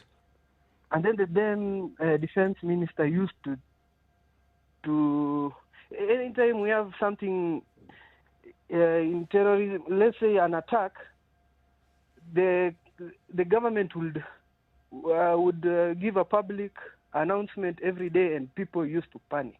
And then all of a sudden they stopped. It is around the same thing. Let me ask you this question. If the meteorological department, for instance, tells you it's going to rain and you should expect floods, and floods will perhaps affect you directly and for a long time, are you saying that any information or any news that in and of itself tells you of something unpleasant going to happen should not be given to you because it will make you panic? Okay, to the extent, maybe... Okay, you have a point. Thank you very much. But you also have a point, by the way. Thank you, Josiah. Thank you for expressing your opinion. Thank you. I've been a silent listener for some time. Thank you for calling From in the today. beginning, I used to listen only to music before. Lovely. Just music before you started. Lovely to have you on the show. Asante sana. Zachary in Nakuru, good morning. Oh, good morning. How are you doing? Hi, Zachary. I am telling myself that I'm okay. Okay. And I'm convincing myself. Mm-hmm. Well, I don't know up to when, yeah? So you're not very sure that whether you're okay? Not only me, even you guys. Nobody is sure. It's only that we are trying to convince ourselves that we are okay, yeah? Okay. But you are not. Now, let me tell you guys, yeah? My work requires me to travel a lot. And of course, I have to use the public service, whatever. Sometimes you have to go. I'm hungry. I have to eat in a joint or at a joint. Mm-hmm. And on Tuesday, I was in a matatu. Mm-hmm. And I noticed that every passenger was very, very keen on how they are putting on their masks. Mm-hmm. But then at a certain point, I noticed that the conductor and the driver, they had their masks, yeah, but they are hanging them on the tin. And I now approached that guy, the conductor, and I told him, you are shouting from the front seat. You know how they do, yeah? Yep. And he is asking for money from the guy who is at the far end, yeah? And there is this sprinkle of the Jew, whatever. And then I asked him, now you have your mask. Why are you finding it hard to put it on properly? Because we have masks. Look at everybody, okay? Yep. What was his response? My God, I never knew that I was crossing the red line, the so-called red line, yeah? I was written that I'm going to be thrown out. Specifically, the guy, the driver and the conductor said, you have your mask on, yeah? Leave us alone. You just think we are not going to ask for help from you. Whatever Mwalimu has said, okay? Wow. Okay. Therefore, what angered me most, Mr. Eric, and Mwalimu Andrew there, is not even how the conductor and I expected them to behave that way because that is their behavior. Most of them, yeah? But the silence from my fellow passengers, they should have demanded what you are being told is if it's only one audience there. So everybody else was quiet, just watching you. They were quiet and they were looking at me. So as we conclude, Zachary, so should we have a lockdown or not? A lockdown is a no, my friend. There is that lady who has said, that lady, the previous lady, yeah, who said that if you try to put on another lockdown, even for another 1 week, let me tell you, we are going to go on record as the first country that has got so many suicidal cases. So, Zachary, you would rather that people just kept dying in large numbers? No. Let me tell you, Mr. Mwalimu, yeah? What we need is awareness, and adherence, and that is enforcement to the adherence of the already basic rules that we know. Washing hands, putting on the mask, yeah, avoiding this geopolitical BBI, whatever. I don't know. If it is somebody who has died in my family, I actually am not going to the funeral to bring him back. So let us try to observe the basic thing. We don't need another lockdown. Okay. If it is in the before I conclude, let me say this. Yeah, if it is in the Matatus, we already know that we should not have more than 8 passengers in a Matatu. Is that hard to enforce and to observe? Not quite. Thank you very much, Zachary. Thank you. Have a nice day, guys. You too. Have a lovely day. And thank you very much to our audience on KTN Home for sticking with us from 7 a.m. to now coming up to 9 o'clock. We broadcast this show, The Situation Room, every weekday morning on Spice FM, 6 a.m. to 10 a.m. In the room every morning is CT Muga, Nduwako, and Eric Latif. Nduwako is away today. Hopefully she'll be back on Monday. Thank you very much for joining us. Join us again on Monday morning on KTN Home, 7 a.m. to 9 a.m. But if you'd like to continue listening to the conversation, just tune in to 94.4 in Nairobi, tune in to 87.9 in Mombasa, 102.5 in Kisumu, 96.0 in Nyeri, 96.0 in Nakuru, I beg your pardon, 90.9 in Nyeri, 96.7 in Eldoret, and Malindi is 97.7.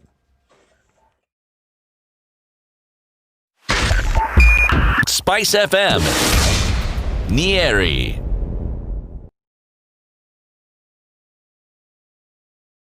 So there's that overwhelming response that a lockdown is not something that would go down well with many people. At the same time, it's pointing fingers at other people. I mean, we should all, the way we speak as Kenyans, we should observe these measures. I mean, we know them. Yes, we are very prescriptive. And we like to generalize our prescriptions. And we point fingers at others. Yes, part of the prescription. You see, what I heard was this, huh? People die anyway, COVID or no COVID. Yep. Okay? Yep. This is what I heard. Yep. No one said what I'm saying, but this is what I heard. And because I am going to die anyway, all right, I'm not going to allow myself to die of hunger. So I'm going to go about my business as I normally do. And I'm going to try and keep myself safe as much as I can possibly afford. Because it's a question of affording it. And thereafter, whatever will come my way, so be it, let it. If it comes, I'll have done everything in my power to try and avoid it. But I am not going to die from hunger.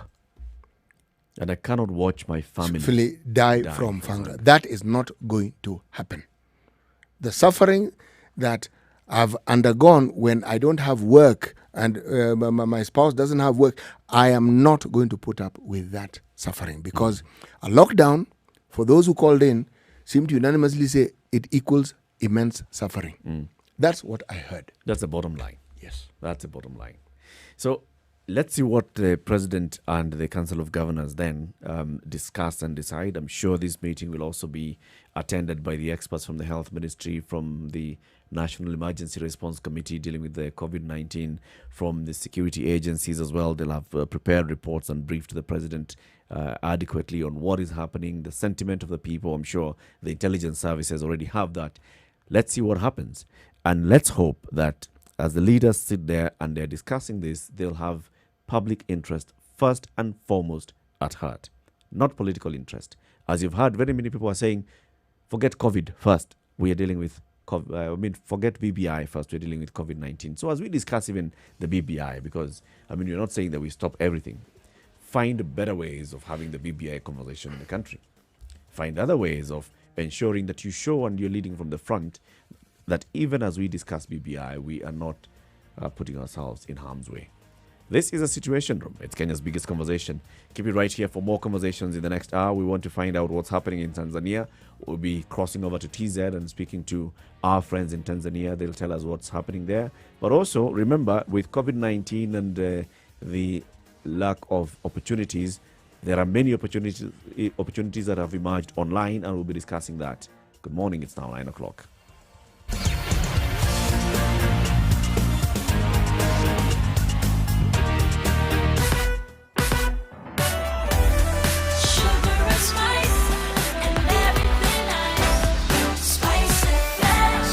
up your life. Traffic. All right, so we know the commuter railway is going to be rolled out shortly, but it has already been operating. But people from Donholm apparently gave up. You wait for the train, and then it just passes as if you're not there. Furthermore, why can't the train from Syokimau stop at Donholm? It's virtually half full all the time. So, commuter rail services, as you come back online, let's consider that as well. Mombasa Road into town. It's Friday. It's end month Friday. Shaurienu. Thicker Road coming into town. It's also the same. It's end month Friday. We know that the situation already starts building up all the way as you come into town, from the former banks to the current Brams to the junctions, as people from Kiambu Road also join the road at Pangani. People on Kiambu Road also issues. People on Forest Road coming into town issues. Westlands coming into town, not so bad until you get to the roundabout. Jogoo Road into town, not so bad until you start getting into Landis Road, and that's why now it starts piling up and building up. From Mombasa Road, it's the roundabouts as well that you'll have issues. Langata Road, not so bad until you approach the T-Mall junction, and that roundabout, again, some issues will emerge. Gong Road has been smooth. Just follow the lights. They've been working so far. Let's cross our fingers that they continue working like this. Well, any more traffic that we need to discuss? 40127 on SMS.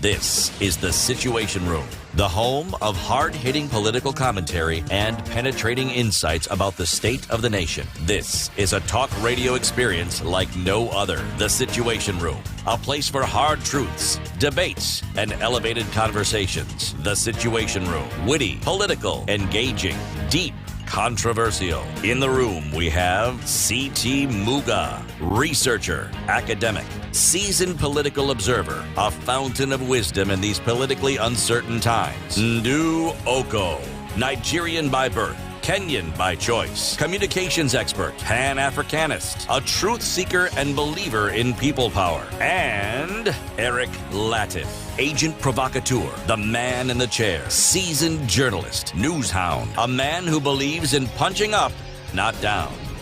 This is The Situation Room, the only way to start your day. This is The Situation Room, Kenya's biggest conversation. In the room this morning is C.T. Muga and Eric Latif. Ndu Oko will hopefully join us again on Monday. She's under the weather, and we wish her all the best and quick recovery. C.T., as we begin this hour, today's proverb again?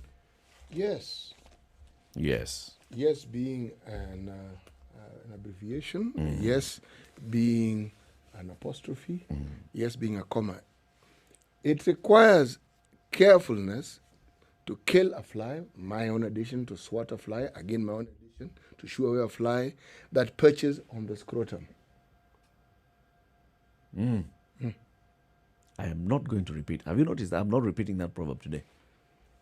Well, because you have said it, and it's said once, that's enough. Anyone listening to it? It's specific, it's provoking, because that's what Proverbs do. Proverbs force you to think about things that ordinarily you wouldn't think of, and in so doing, it sheds a much wider light on what is represented. Sensitivity. Very good. Sensitive issues, sensitive parts, and you can extrapolate that meaning to the country, to your own setting at home. Sensitive matters must be handled gently and carefully. Kabisa. Yes. All right. Now, let's shift our conversation to what we've dedicated ourselves to doing for the next couple of days, and this is help you grow stronger with Google. Business opportunities. Because of COVID-19, we know what has happened to very many businesses, many people with their incomes, many people then now turning to their side hustle, now becoming the main hustle. And then you're wondering, so how do I make my business grow? How do I make my business more visible? How do I reach more customers? You can do all that just by going online. And by going online, you'll find tools available from Google. We said that we'll be having a conversation with a Google expert, and she's joining us again today, Rosemary Momanyo-Pio. She is the SME lead for East Africa at Google. She understands a lot about how to go online, how to put your business online, especially now the SMEs, how you go online. SME is a good term because we're talking about the small businesses. Many people think of going online and they think, hey, I need to have a website. I need to be a very big company. Then I need also to have, a complete structure of the website about us, management structure, board, and all that information that you put on the website. But no, you see, you can also put your business online as a small business. Rosemary, good morning. Good morning, Eric. How are you? Very well, thank you. How are you this end month Friday morning? Looking forward to the weekend, to be honest. All right. Well. Good. On Spice FM, in fact, at the end of this show, the first song that we're going to play is that one. Just Got Paid. It's Friday night. I hear you. Looking forward to that. Brings back memories. We will dedicate that to you. Asante. So yesterday, you took us through how Kenyans behave when they're online. How many Kenyans are online? And you showed us, very good numbers of people who are online and what they do when they're online. Now, take us through the trends. You promised that today you want to take us through the trends and teach us how to even understand those trends. Absolutely. And good morning again to all us city as well. So you're going to be my hands and my feet today, Eric. Okay. So I can be the hands, City can be the feet. Okay. Okay. So Eric, and all who are listening, please just go and type in trends.google.com. Trends.google.com. Exactly. And as it's loading, I want us to talk a little bit about some interesting debate that has been a global debate. Okay. So, Siti and Eric, between chocolate and roses, which one do you think is the most popular? So, before you do any query, Chocolate and who again? Roses. Chocolate and roses. Chocolate and roses. Which one is most popular between those two key terms? Popular amongst two. Just the term or the actual object? The term and the object, they go together. Okay, which group of people are we relating this question to? Is this just a general question that I should just give a knee-jerk reaction without thinking? Thank you very much. That's it. Between the two, which is the most popular or have the highest search terms? Chocolate or roses? You can't say both here. You can't say both. Pick one, City. Pick one. Then I'll pick the other one. Roses. So chocolate. Roses? Okay, fine. So let's test this, Eric. So type in there chocolate. So it's opened for me a page that's written explore the world explore what the world is searching. Exactly. So where you see that search query, enter the word chocolate. Enter the word chocolate. Chocolate. I've entered that. The search term, right? Yep. There I see chocolate, fill it. And then hit enter. Mm-hmm. And then you'll see a place where it says plus compare. Yep. Add the word roses. Plus compare roses. Why Yeah. did you choose roses? Why not flowers? We can go with roses. Poll. Anyway, let's go with roses. So now you're searching. So the blue is chocolate and the red is roses. X. So you can see from this word here that actually chocolate is most popular. But let's go with the flow. Let's make roses. Change that. Make it flowers. Okay. Let's see if it I will go back be to that different. search term and I remove roses and just and I put remove flowers. it. Let's see if there's a difference. Just to your point, it's worth testing.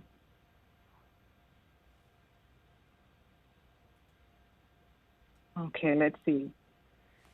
Interesting, right? Interesting. So now there's almost neck to neck, right? Yes. And some So parts. this is in the US, Mm-hmm. right? And you see that the chocolate tends to be peaking. So if you go to that peak, the very first peak, Eric, Yeah. what is that date? That's around the first peak is the first peak of what? Of chocolate? Of chocolate, yeah, where the two come together. December. If you go into the graph. Where the two come December, right? together. There's the Yes. first one where it's just the chocolate doing very well and the flowers not doing so well. 85 Yes. for chocolate and flowers at 25. December 15th to 21st, 2019. Yeah, so they're preparing for Christmas, isn't it? Yeah. And then the next peak is what date? February 9th to 15th. Flowers and chocolate Yes. doing almost neck and neck. And that's what? Valentine's. Holiday, gentlemen. Thank you very much. Yeah. CT, it's Valentine. Valentine. Exactly. Which time of the year is it? February 14th. And it's only once a year, isn't it? It's once a year. Okay. It's not like school fees every term. And then the next peak is what, Eric? So the next peak is where flowers outstrip chocolate. 100 for When is flowers, that? 64, May 3rd to 9th. Interesting. What happens there in the What's US? that? That's Is interesting. that Mother's now- Day or something in America? It is in the US, exactly. Now let's see how Kenya is similar or different. So go back where you see US, change that to Kenya. Mm-hmm.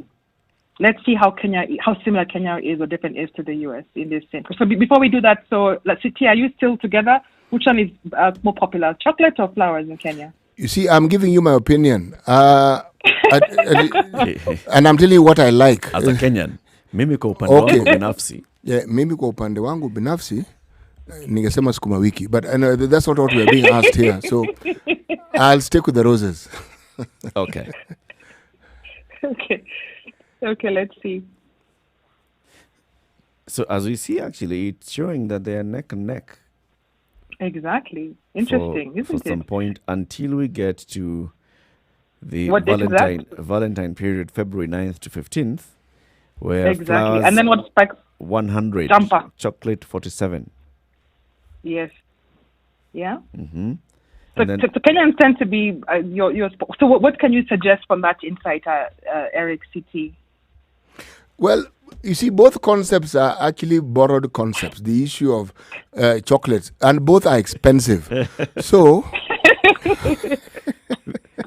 these are not Kenyan. These are not Kenyan problems. yeah, so it's since we borrow them, we will also not just borrow the items. We'll also borrow the behavior associated with these items.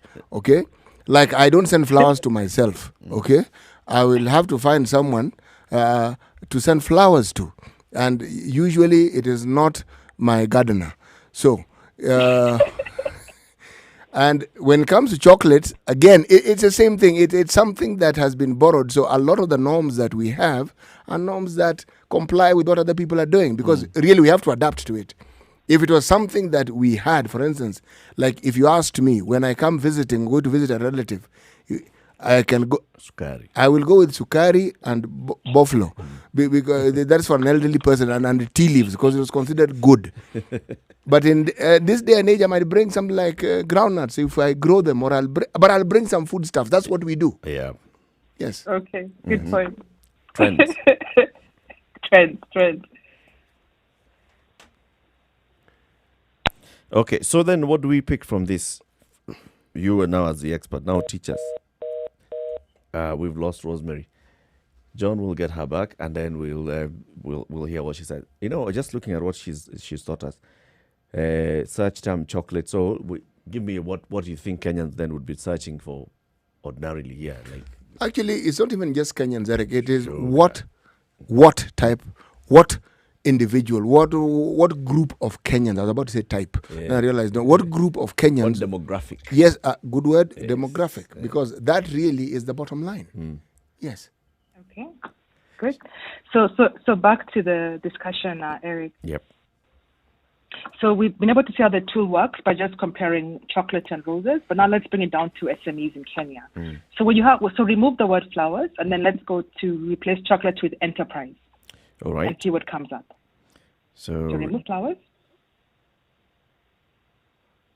Put enterprise. For chocolate.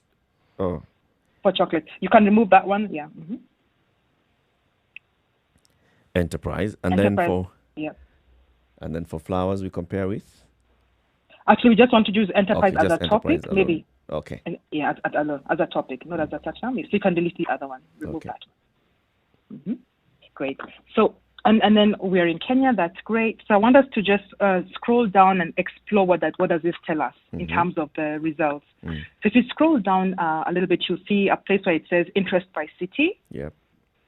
What cities do you see there? So the main cities here are we've got Nakuru, we've got Eldoret, Kisumu, Mombasa as well, of course, and I'm sure there'll be a lot of cities here: Kikuyu, Nairobi, Athi River, Thika, Ruiru.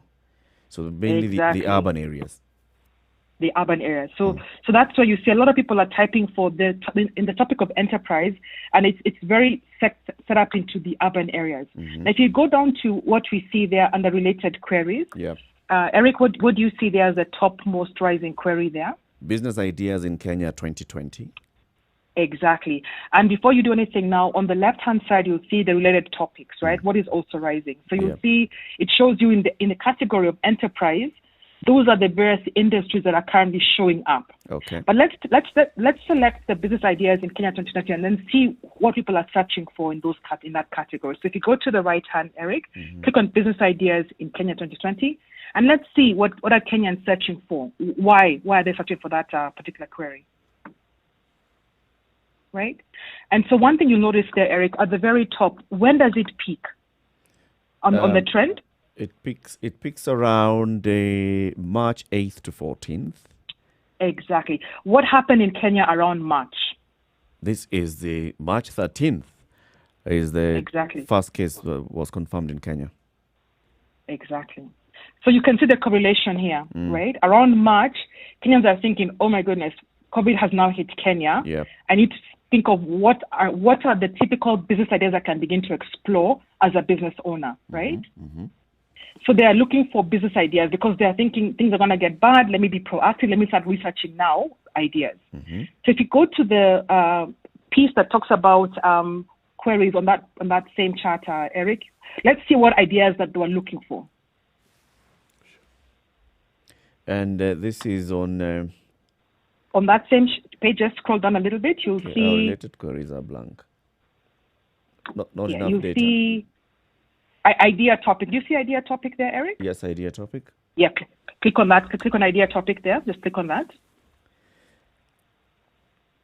Just on the idea topic itself, it'll open up again into another window. Yeah. So the related topics under that. Yes. Is wardrobe. So you'll see. Yes, they're looking for wardrobe. So try and select where it says rising. Make it top. Just click on the drop-down arrow and then click on top. Okay. Top queries. So you'll see what the top queries are that came. Rising are what we call the rising queries, but top will give you the topmost queries. Okay. Yes. So here the top one is the enterprise. Exactly. And if you dig deeper into that again, Eric, if you just click on that one more time. On the enterprise itself. Yes.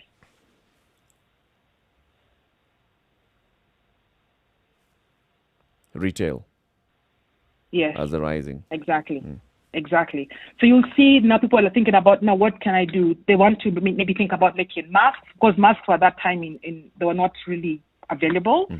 So I'm thinking things like making masks or things that will involve getting in the retail sector. Yeah. They were looking into service. Yeah, so you can see those were the top. They grew the most. Yeah. So you'll see those are the rising queries. They grew by over 180% in that time period. Yeah. So you're able to see what trends were happening in Kenyans' minds around that time frame that would make them think about business ideas in Kenya 2020. Okay. And now we got So here by going to trends.google.com, which is open to anybody. Anyone who just searches trends.google.com, you can find this. Correct. I think That what I'm is thinking, CT, I'm thinking, then this is a tool that you are in business and you're thinking, what is it that people are searching for? Or how is my business category doing in terms of searches or in terms of the keywords that people are using to search? Then you can actually find that information there. Actually, it's a very, very good ally. It gives you information that ordinarily you would be very hard pressed to find. Yeah, you'd be asking yourself, what do people want? And then you call your best friend and ask them, Nani, according to you. What on Nani? Yes. And the best friend will think, what does my friend want me to hear? What does my friend want to hear from me? Yeah. And I'll think, me personally, and then they'll give you a long... You know the way you make nice cakes? I think Yes. people really want cakes. Yes. It starts from there because I know that you make very good cakes. People want to buy cakes. And these people begins with you. Yes. And it ends there. And then you'll place an order immediately. Yes, Rosemary. Exactly. But so it's all about the beauty of this powerful tool, and it's available to any SME who wants to understand where to go for help, what are the rising trends, what's hot in the market right now, because they can use this to decide, you know what, I need to get into retail. I need to go into whether it's this service industry. And here the rising inquiries, because people are looking for these products, let me make sure I'm availing myself, I'm providing these products. You're almost able to anticipate the demand and then be ready for it as an SME to meet that demand. It's a powerful tool to give you insights, to give you trends, so that you can be able to prepare yourselves for the future. Lovely. So trends.google.com is something that's you just go and type that, and then you'll select your country, Kenya. If you want to trade in other countries as well, you can just select the country, right? Absolutely. Asante sana. Thank you very much for this lesson today. So next week, what do you want to talk about? We want to do a deep dive into Google My Business. I want to take you through the product, and then I'd love to highlight to you one of our relevant local case studies. Wangari, we'll love to feature her and have her tell her story on how she's a platform to grow herself and her business. Okay. Asante sana, Rosemary, and have a lovely weekend. Looking forward to my song, Eric. I'm holding on you to that request. First song of the hour at the end of the show. All right? It's to you. Asante sana. Yeah, Thank you just got paid. It's Friday night, so call us with plans. Asante. Have a lovely good day, weekend, everyone. You too. You too. The Situation Room, Kenya's biggest conversation. This is our partnership with Google, where we want to help you understand how best then you can take your business online, how you can take advantage of the online platforms. Google has all these tools.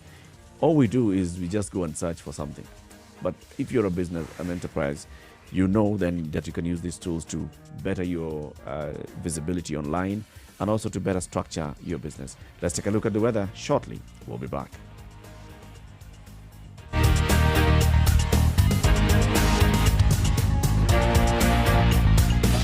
"24/7 around the world, non-stop. This is Spice FM. Next week on The Great Kenyan Bake Off. It's the first of 2 dessert weeks, and Heat 1 are about to face an interesting twist in the technical that will really test their taste buds. It's going to be fun.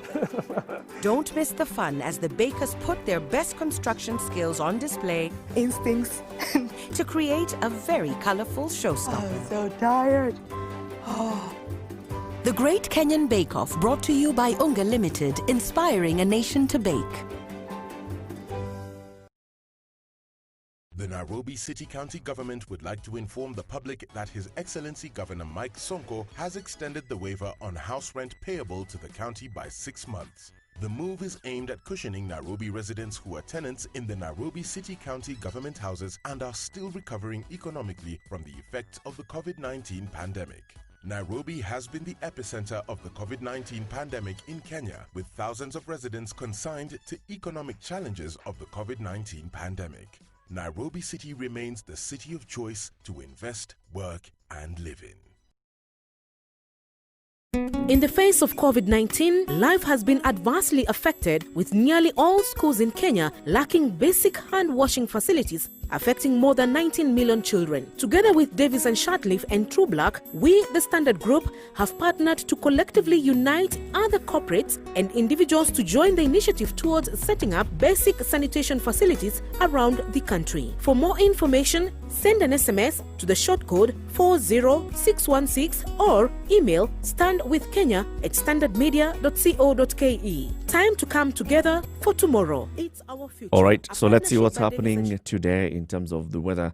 We will start with, let's start with Nairobi, yeah, because that's where we are. All right, so light rain expected during the day again. The highs will be 22. Well, it's going to be a cloudy evening with lows of 16. That's what we expect in Nairobi. In Nakuru, 17 degrees right now. Hey, as at 9:24. Surely that's a very cold day for you guys. Expect to get partly sunny skies, and 23 is going to be the highs in Nakuru, 13 the lows later at night. In Nyeri, it's also 17 right now. Bring an umbrella because it's going to rain in Nyeri. 20 is the high, and the lows, skies will be cloudy, the lows of 14 at night. And let's cross over into Eldoret. Eldoret, what's happening there? It's 17 right now as well. Skies will be mostly cloudy, highs of 21 and lows of 13 later at night. In Kisumu, 21 degrees right now, but it'll rise up to 26 later in the day. Light rain expected at night, mostly cloudy at 19, and overnight rain is also expected. 21 degrees right now in Kakamega, and it's going to be rising up to 25. Light rain expected in the day and later at night, lows of 15. In Mombasa, 26 degrees right now, going to rise up to, that's your high, it will be maintaining at 26, and then later it will drop to 24 degrees Celsius. In Malindi, current, it's rain showers right now in Malindi, 21 degrees. Watch for scattered rain showers throughout the day and highs of 26. Later on, you'll have mostly cloudy night at 16. And in Kampala, Uganda, right now, it's raining at 20 degrees Celsius. Scattered rain showers throughout the day at 23 and cloudy with lows of 18. In Dar es Salaam, Tanzania, right now it's partly sunny at 25 degrees, mostly sunny skies throughout the day at 29 and lows of 24 later in the day. In Johannesburg, South Africa, right now it's quite sunny at 22 degrees. Expect sunny skies throughout the day at 29 and later in the night, clouds will be partly cloudy at 14 degrees. In Lagos, Nigeria, 25, light rains right now, highs of 31 later on in the day and lows of 25 as the night falls. Skies will be mostly clear throughout the night. Classic soul, R&B, smooth jazz, neo soul, and nostalgic ballads. Make some noise. Yeah! You're listening to Spice FM. Mature, intelligent talk every morning. Spice up yourself.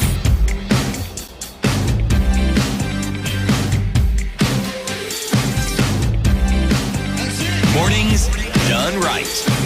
94.4 Spice FM, Nairobi. Let's cross over to Tanzania. Elections were held on Wednesday.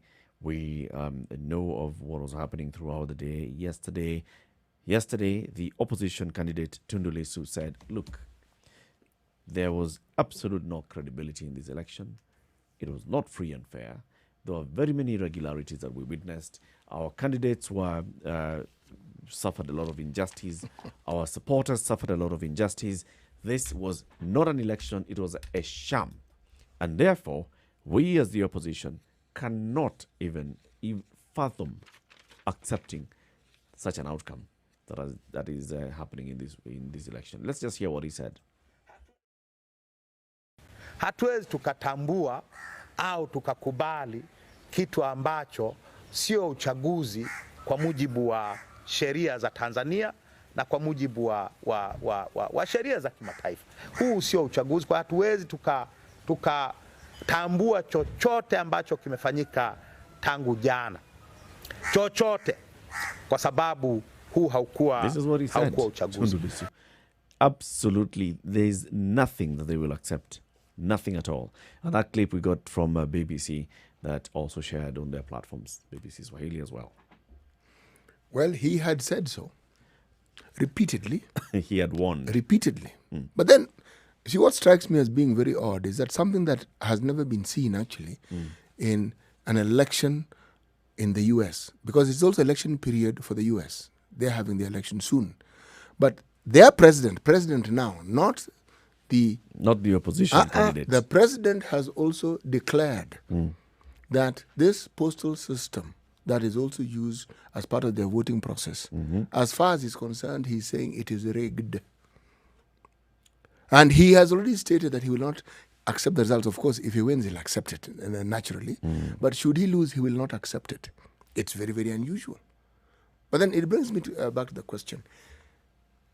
Something in the US that is actually very unique is that you even have within the Republican Party that the president represents a group of people who have determined that they, being Republicans, they formed a group, they want to remove their own president.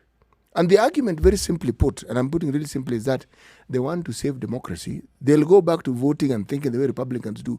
But for now, out in the open. There's even a group that claims that they want Biden out. Of course, the counter-argument is that these are just Republicans who are posing as us.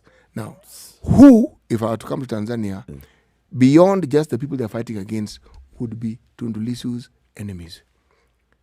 Enemies here means the forces that would be working against him, even within his own country. groups of people who would be working against him and who appear to be even siding with him, even within his own party.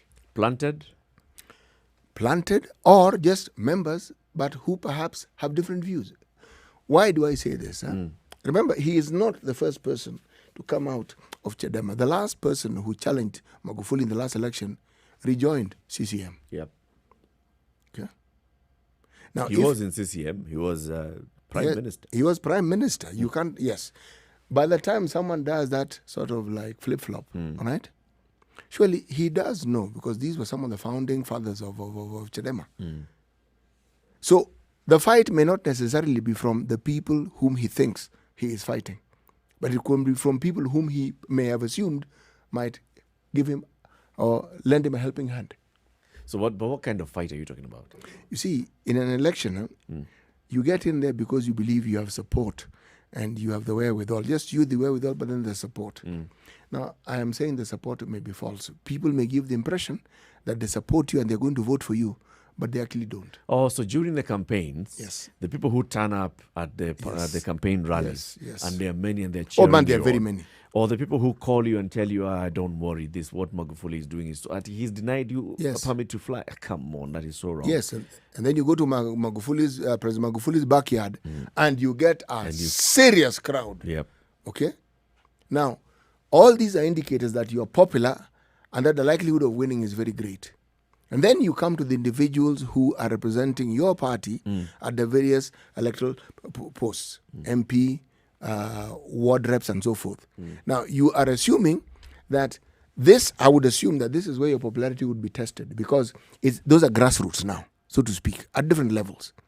Now, again, there you may find that the enemy you have is not the party. The individual may not necessarily be the person those people want.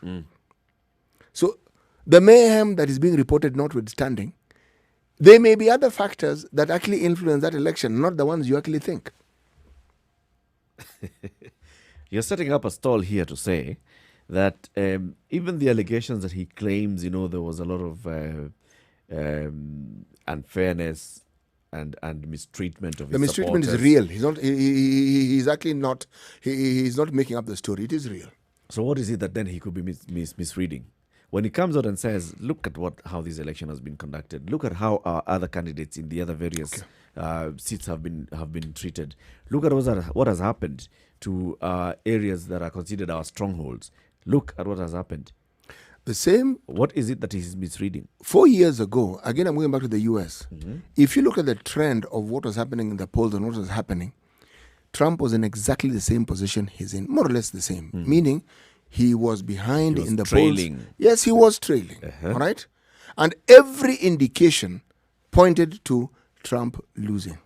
He won, small margin, but he won. All right? Now, what am I saying? I am saying that even if you remove the mayhem and the violence, it is possible that simply going by what was cast, it is possible for him to have lost the election. That is what I'm saying. But what gives him now grounds for complaints, when you have the sort of mayhem that we are reading about, then you have to say, you ask the question, okay, this is what we are seeing. What else are we not seeing? So there are grounds for a complaint. Now, he may have to walk the path of taking this thing to court. He may also have to walk the path of seeing his case thrown out. Politics is not a sprint. Or calling for protests like he had promised. Yes, all of those are things he can do. Asking the supporters of Chadema and Yes. the other opposition candidates to come together and do whatever. And I think he should. And all. And I think he should. Again, this will give him a clear indication of these people whom he wants to lead. And it will also give him a clear indication of his popularity and the hold he has on the voters' way of thinking. Clear indication. 2 weeks ago when we spoke and had an interview with Tundu Lissu on this show, he actually had said this. He had said, unless this election is clear, it's fair, democratic, and it lives according to all the international set standards for a free, fair, transparent, and democratic election, we are not going to accept the result. And we asked him, so what are those conditions?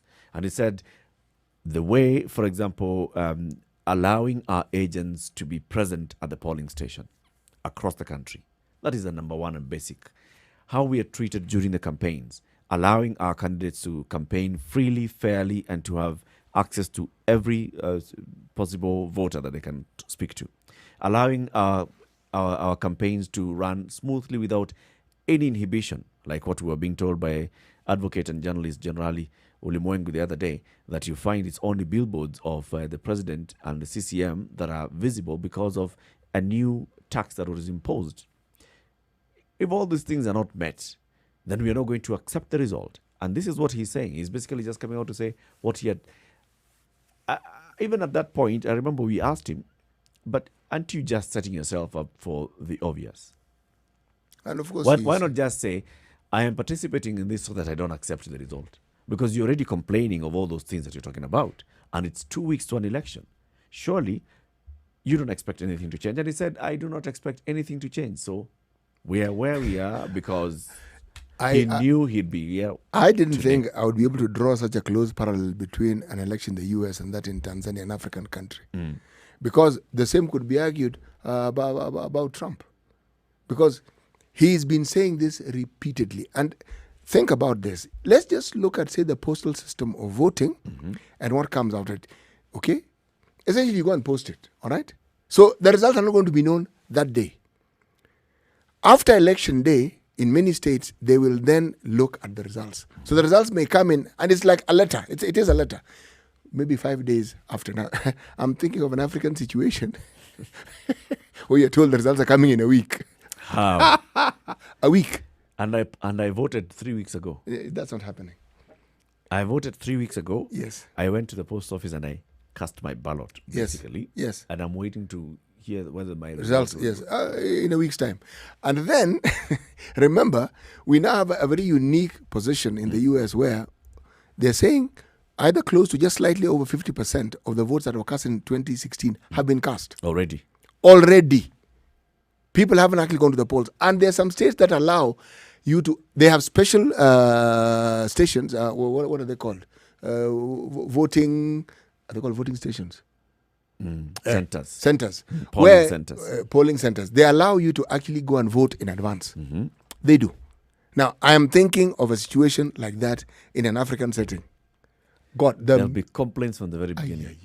You cannot actually believe what Ferrying of voters and all those things. All those accusations and counter accusations. Yes, they are. Dead people have voted before the election date itself. Yes. And this one, in the American system, if you actually take the form and you fill it and you just make sure everything is in order and you post it. Here, it is in one place. They check this, they check the other, they check the other. My friend. And still, there are complaints. And still there are issues, even allegations that foreign forces could be interfering with this. In a system that is as physical as that, you have gone, you've cast your ballot, it's gone in, right? But there are still allegations that this could also be interfered with. There are allegations that some votes could disappear in the box. And even Donald Trump is giving examples and talking about, look, we've had elections in the recent past that have used this particular system, and there were complaints about the authenticity of the result. Because there are people who said, the number of people who say that they actually participated in mailing in their vote, and then the number of votes that have been declared. You know the question. You see the question that this raises. And imagine that some even had disappeared for real. Exactly, but you see, letters also disappear. Now the question that it raises is this: does he not also see that it gives his opponent also grounds for complaining? Yes. So you wonder, how does this benefit you really? Because depending on where it goes, because this is an argument that you want to further if you lose. Not if you win. Now, if you win, have you not given your opponent even ample ground to use the same argument? This is actually setting up your opponent. Yes. Because just by taking this position, then your opponent takes up the opposite position.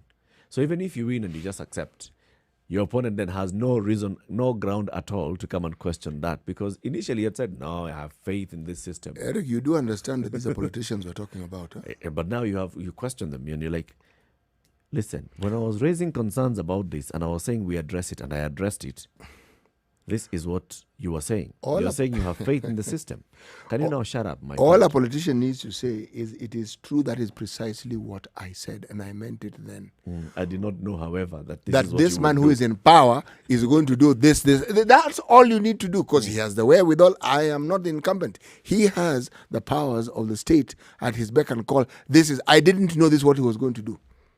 So he was actually preparing us for what he was going to do, but blaming it on us. It's something you can spin without too much effort. Hence the question.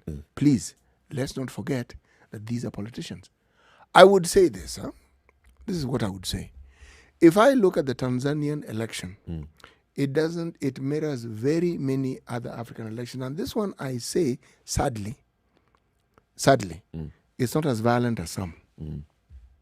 I'm saying this sadly because violence shouldn't even feature Shouldn't be at all. It should be something to compare. Yes. And also, even if the government were to claim that indeed they were quelling some problems or whatever, the unfortunate thing is that history is not in their favor. Because African governments have been known to strong arm for the longest time anyone who fits the bill of being in the opposition. Right. Yes, they are strong armed for real. They behave that way. Yes, they do. So is that the same thing that you're seeing with Magufuli? You know, all these accusations and allegations that, the government has done this, the Magufuli's CCM has done this and the other. I mean, they've pushed so hard.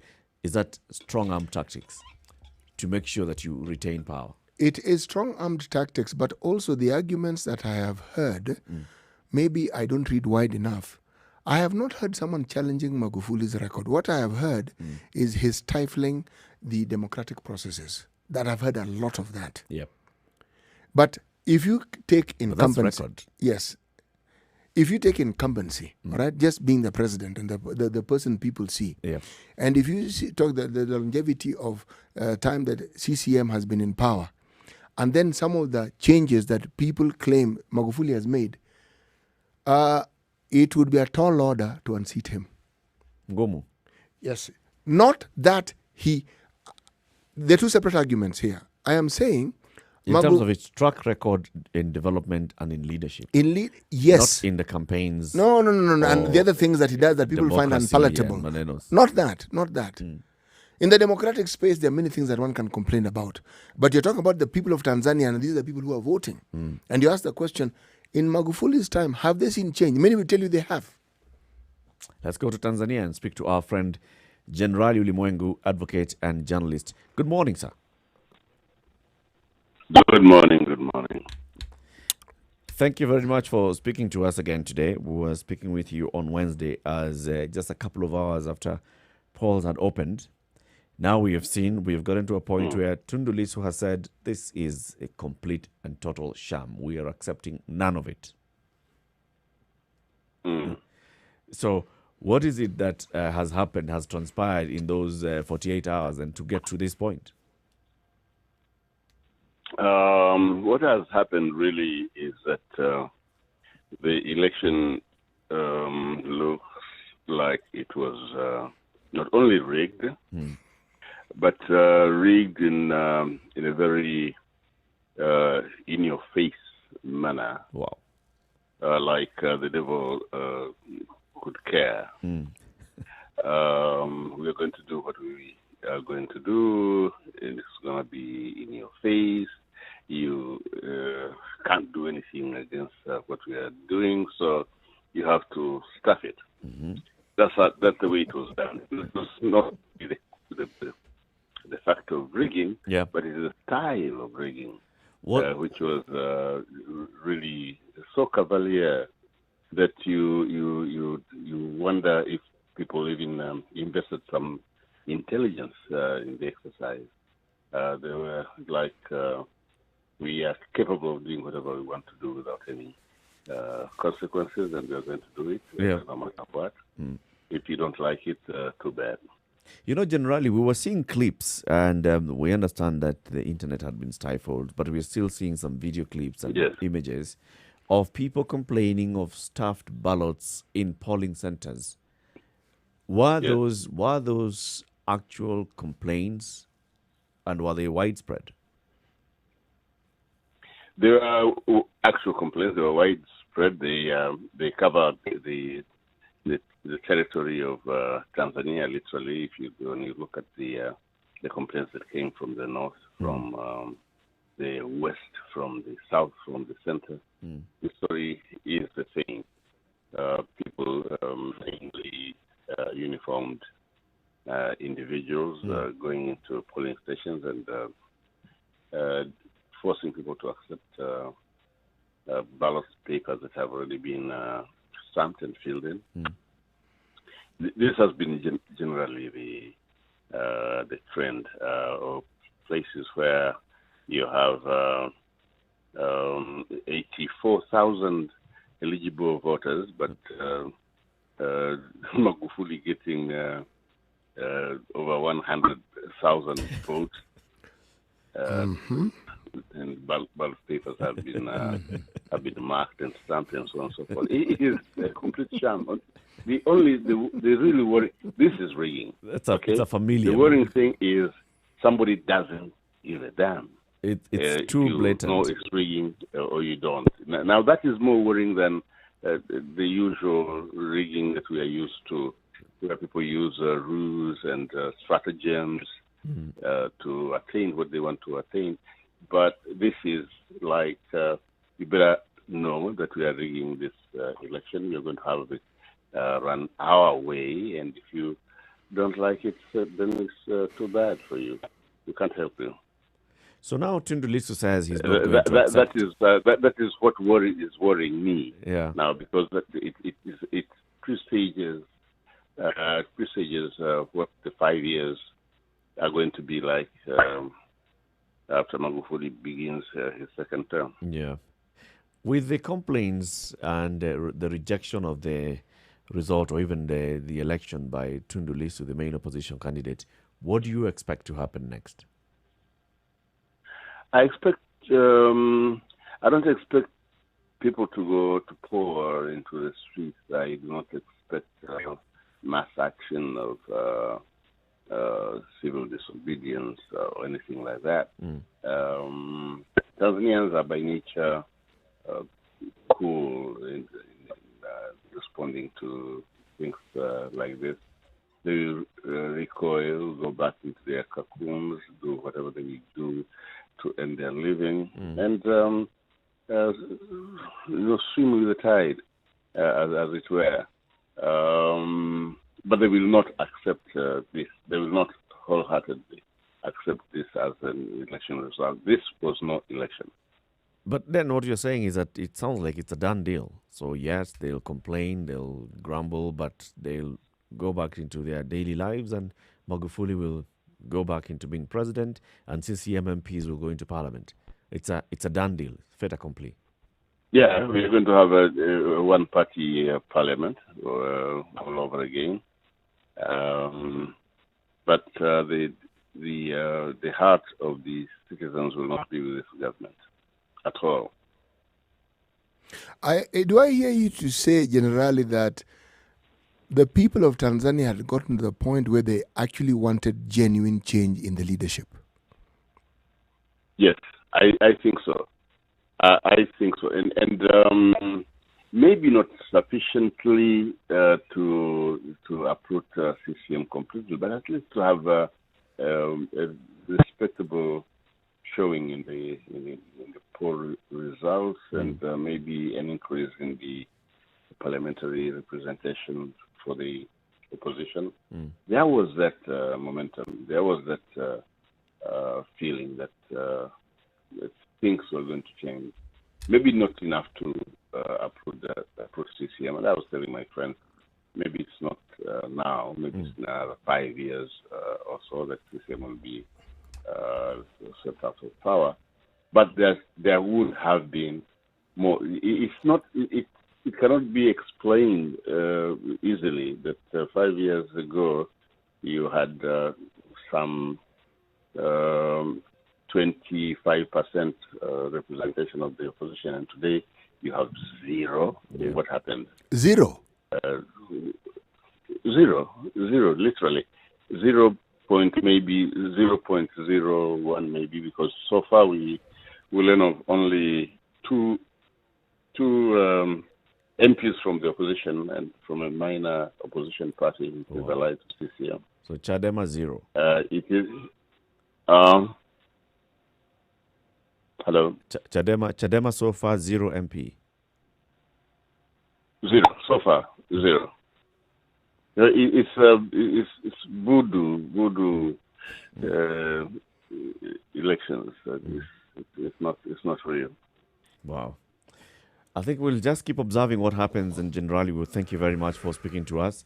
We will be linking up with you for more updates as the situation unfolds in Tanzania and seeing how people then react to this. Generali Ulimwengu is an advocate and journalist in Tanzania. He's been speaking to us and sharing with us what he's seeing on the ground. He's a good man. It's now 10 minutes to 10 o'clock. Let's take a break, take a look at the traffic, what's happening on the roads in this hour, and then we'll continue the conversation. Good morning. This is the Situation Room, the only way to start your day. Spice up your life. 24/7 around the world, non-stop. This is Spice FM.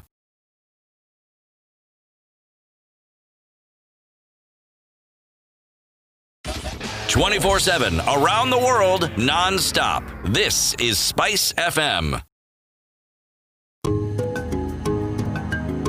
When it comes to bridging the information gap to help strengthen the agricultural sector in our country, you can always rely on Farm Kenya to be the glue holding everything together. And now, courtesy of the partnership with Farmster, things couldn't be better. Introducing Farm Kenya platform, and it goes like this. Our SMS service will help farmers upload and publish their products without smartphones, while the Farm Kenya app will allow buyers locate, purchase from, and engage the farmers directly.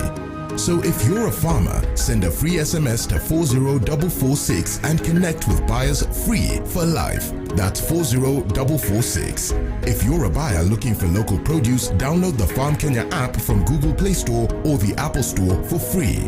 Remember, ukulima sio shamba pekee. Ukulima ni digital. Ukulima ni Farm Kenya platform. Kuimarisha Kenya ni jukumu la Farm Kenya. Brought to you by Farm Kenya and Farmster, working to secure your growth. Classic soul, R&B, smooth jazz, neo soul, and nostalgic ballads. Make some noise. Yeah! You're listening to Spice FM.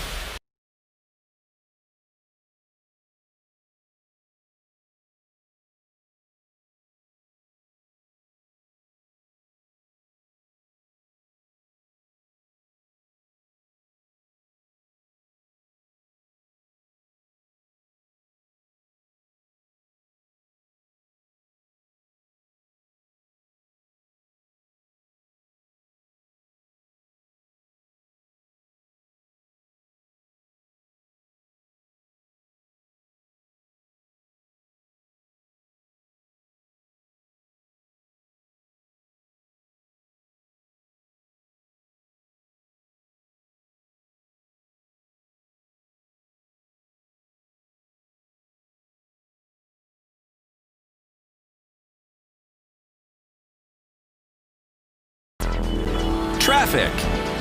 All right, it's Friday, the 30th day of the month. So, for those that feel that they have something in the pocket, they're out on the roads today. It's also end month, so there are people who will be heading out of town to various parts of the country. Already there's a traffic snarl up at Rupingazi Bridge as you leave Embu town for Nairobi. That's Nairobi bound at Embu Bridge. Iko jam hapo, iko shida kidogo. Nakuru Nairobi Highway, slow traffic from State House towards the town.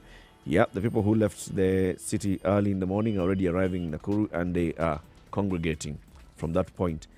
From State House towards the town, towards that roundabout where matatus also create another snarl up issues. Other parts of the country, Mombasa Road is moving. It's actually looking quite clear in some parts, all the way from Syokimau coming towards town. And then as you get into the main highway itself, it's heading smoothly towards town. Jogoo Road towards town, not so bad. Thika Road has been busy heading towards town, but it's also not looking so bad. It's starting to ease up. I bet that in the next 1 hour, then it'll start building up again as the mid-morning people start coming towards town. That's the situation. Have a lovely day on the roads and be cautious and patient.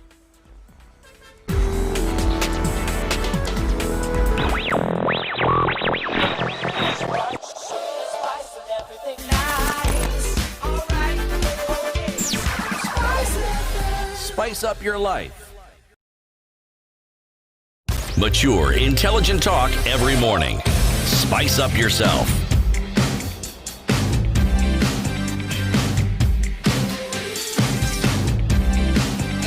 Mornings done right. 94. Who are in Parliament in the last Parliament, including people like popular bongo musician Professor J, they've lost their seats.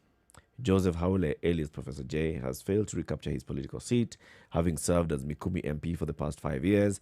The 44-year-old who was defending a seat on a Chadema ticket lost to a CCM candidate. He got 17,300 votes against the winner who had 31,400 votes. He's one of the artists who made their bid to get into the polls. Hey, my friend, just like what we've heard from Generali Ulimwengu, CCM has won the opposition seats. You see, what you're saying is that, yes, like Generali was saying, 25% of seats in the last parliament belongs to the opposition. Yes. We have dropped that to 0%. And yet, we had a strong showing by opposition candidates. Not only that, and the opposition, the one or two who won, are affiliated to CCM. Yep. So they're really a branch of CCM. It's a small parties that are still friendly to CCM. You know, it is likely, especially if you're talking in the realms of likelihood and just academic discussion, it is likely. But if you're talking about the realms of possibilities and reality, you cannot have 25% last year, the previous year. There's something called a fatigue factor. Sometimes people don't vote someone out because they don't like him. They're tired. They want a change. Yep. We saw it happening to us here. You see it all the time. Yes. You see. People just don't know enough. People want at least, even if the president may win a number of votes, but opposition showing in parliament, you will see a trend. You'll see an increase. Yes. And also you'll see an increase in representation because I am sure Tundulizo comes from some part of Tanzania and so do his people. So we are saying that this opposition party that manages to get the sort of crowds that they do don't have any people among them who are popular enough to be voted in the places they come from. They are not able to maintain that kind of showing. Because in 5 years ago, the elected opposition members of parliament, yes, they were, who were campaigning against CCM, people bought the narrative that they were selling. They liked it. They've come back and people have decided, you guys, we don't want you anymore. An opposition narrative doesn't actually die. Just like that. No, not only just like that. Even if you're the incumbent, my friend, even if you're building roads even on trees, the truth is somewhere along the line people say, okay, Nani, it's enough. Let somebody else try. Yeah. Yes. But again, there are those who argue that the opposition politics on our continent is either regional or it's in the urban centers.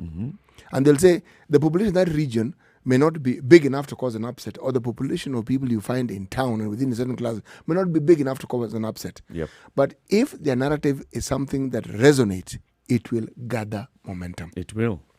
It will. Because and we are being told here that momentum went down. It declined. Not just declined. It died. It evaporated. Actually, let me just put it categorically. It's not possible.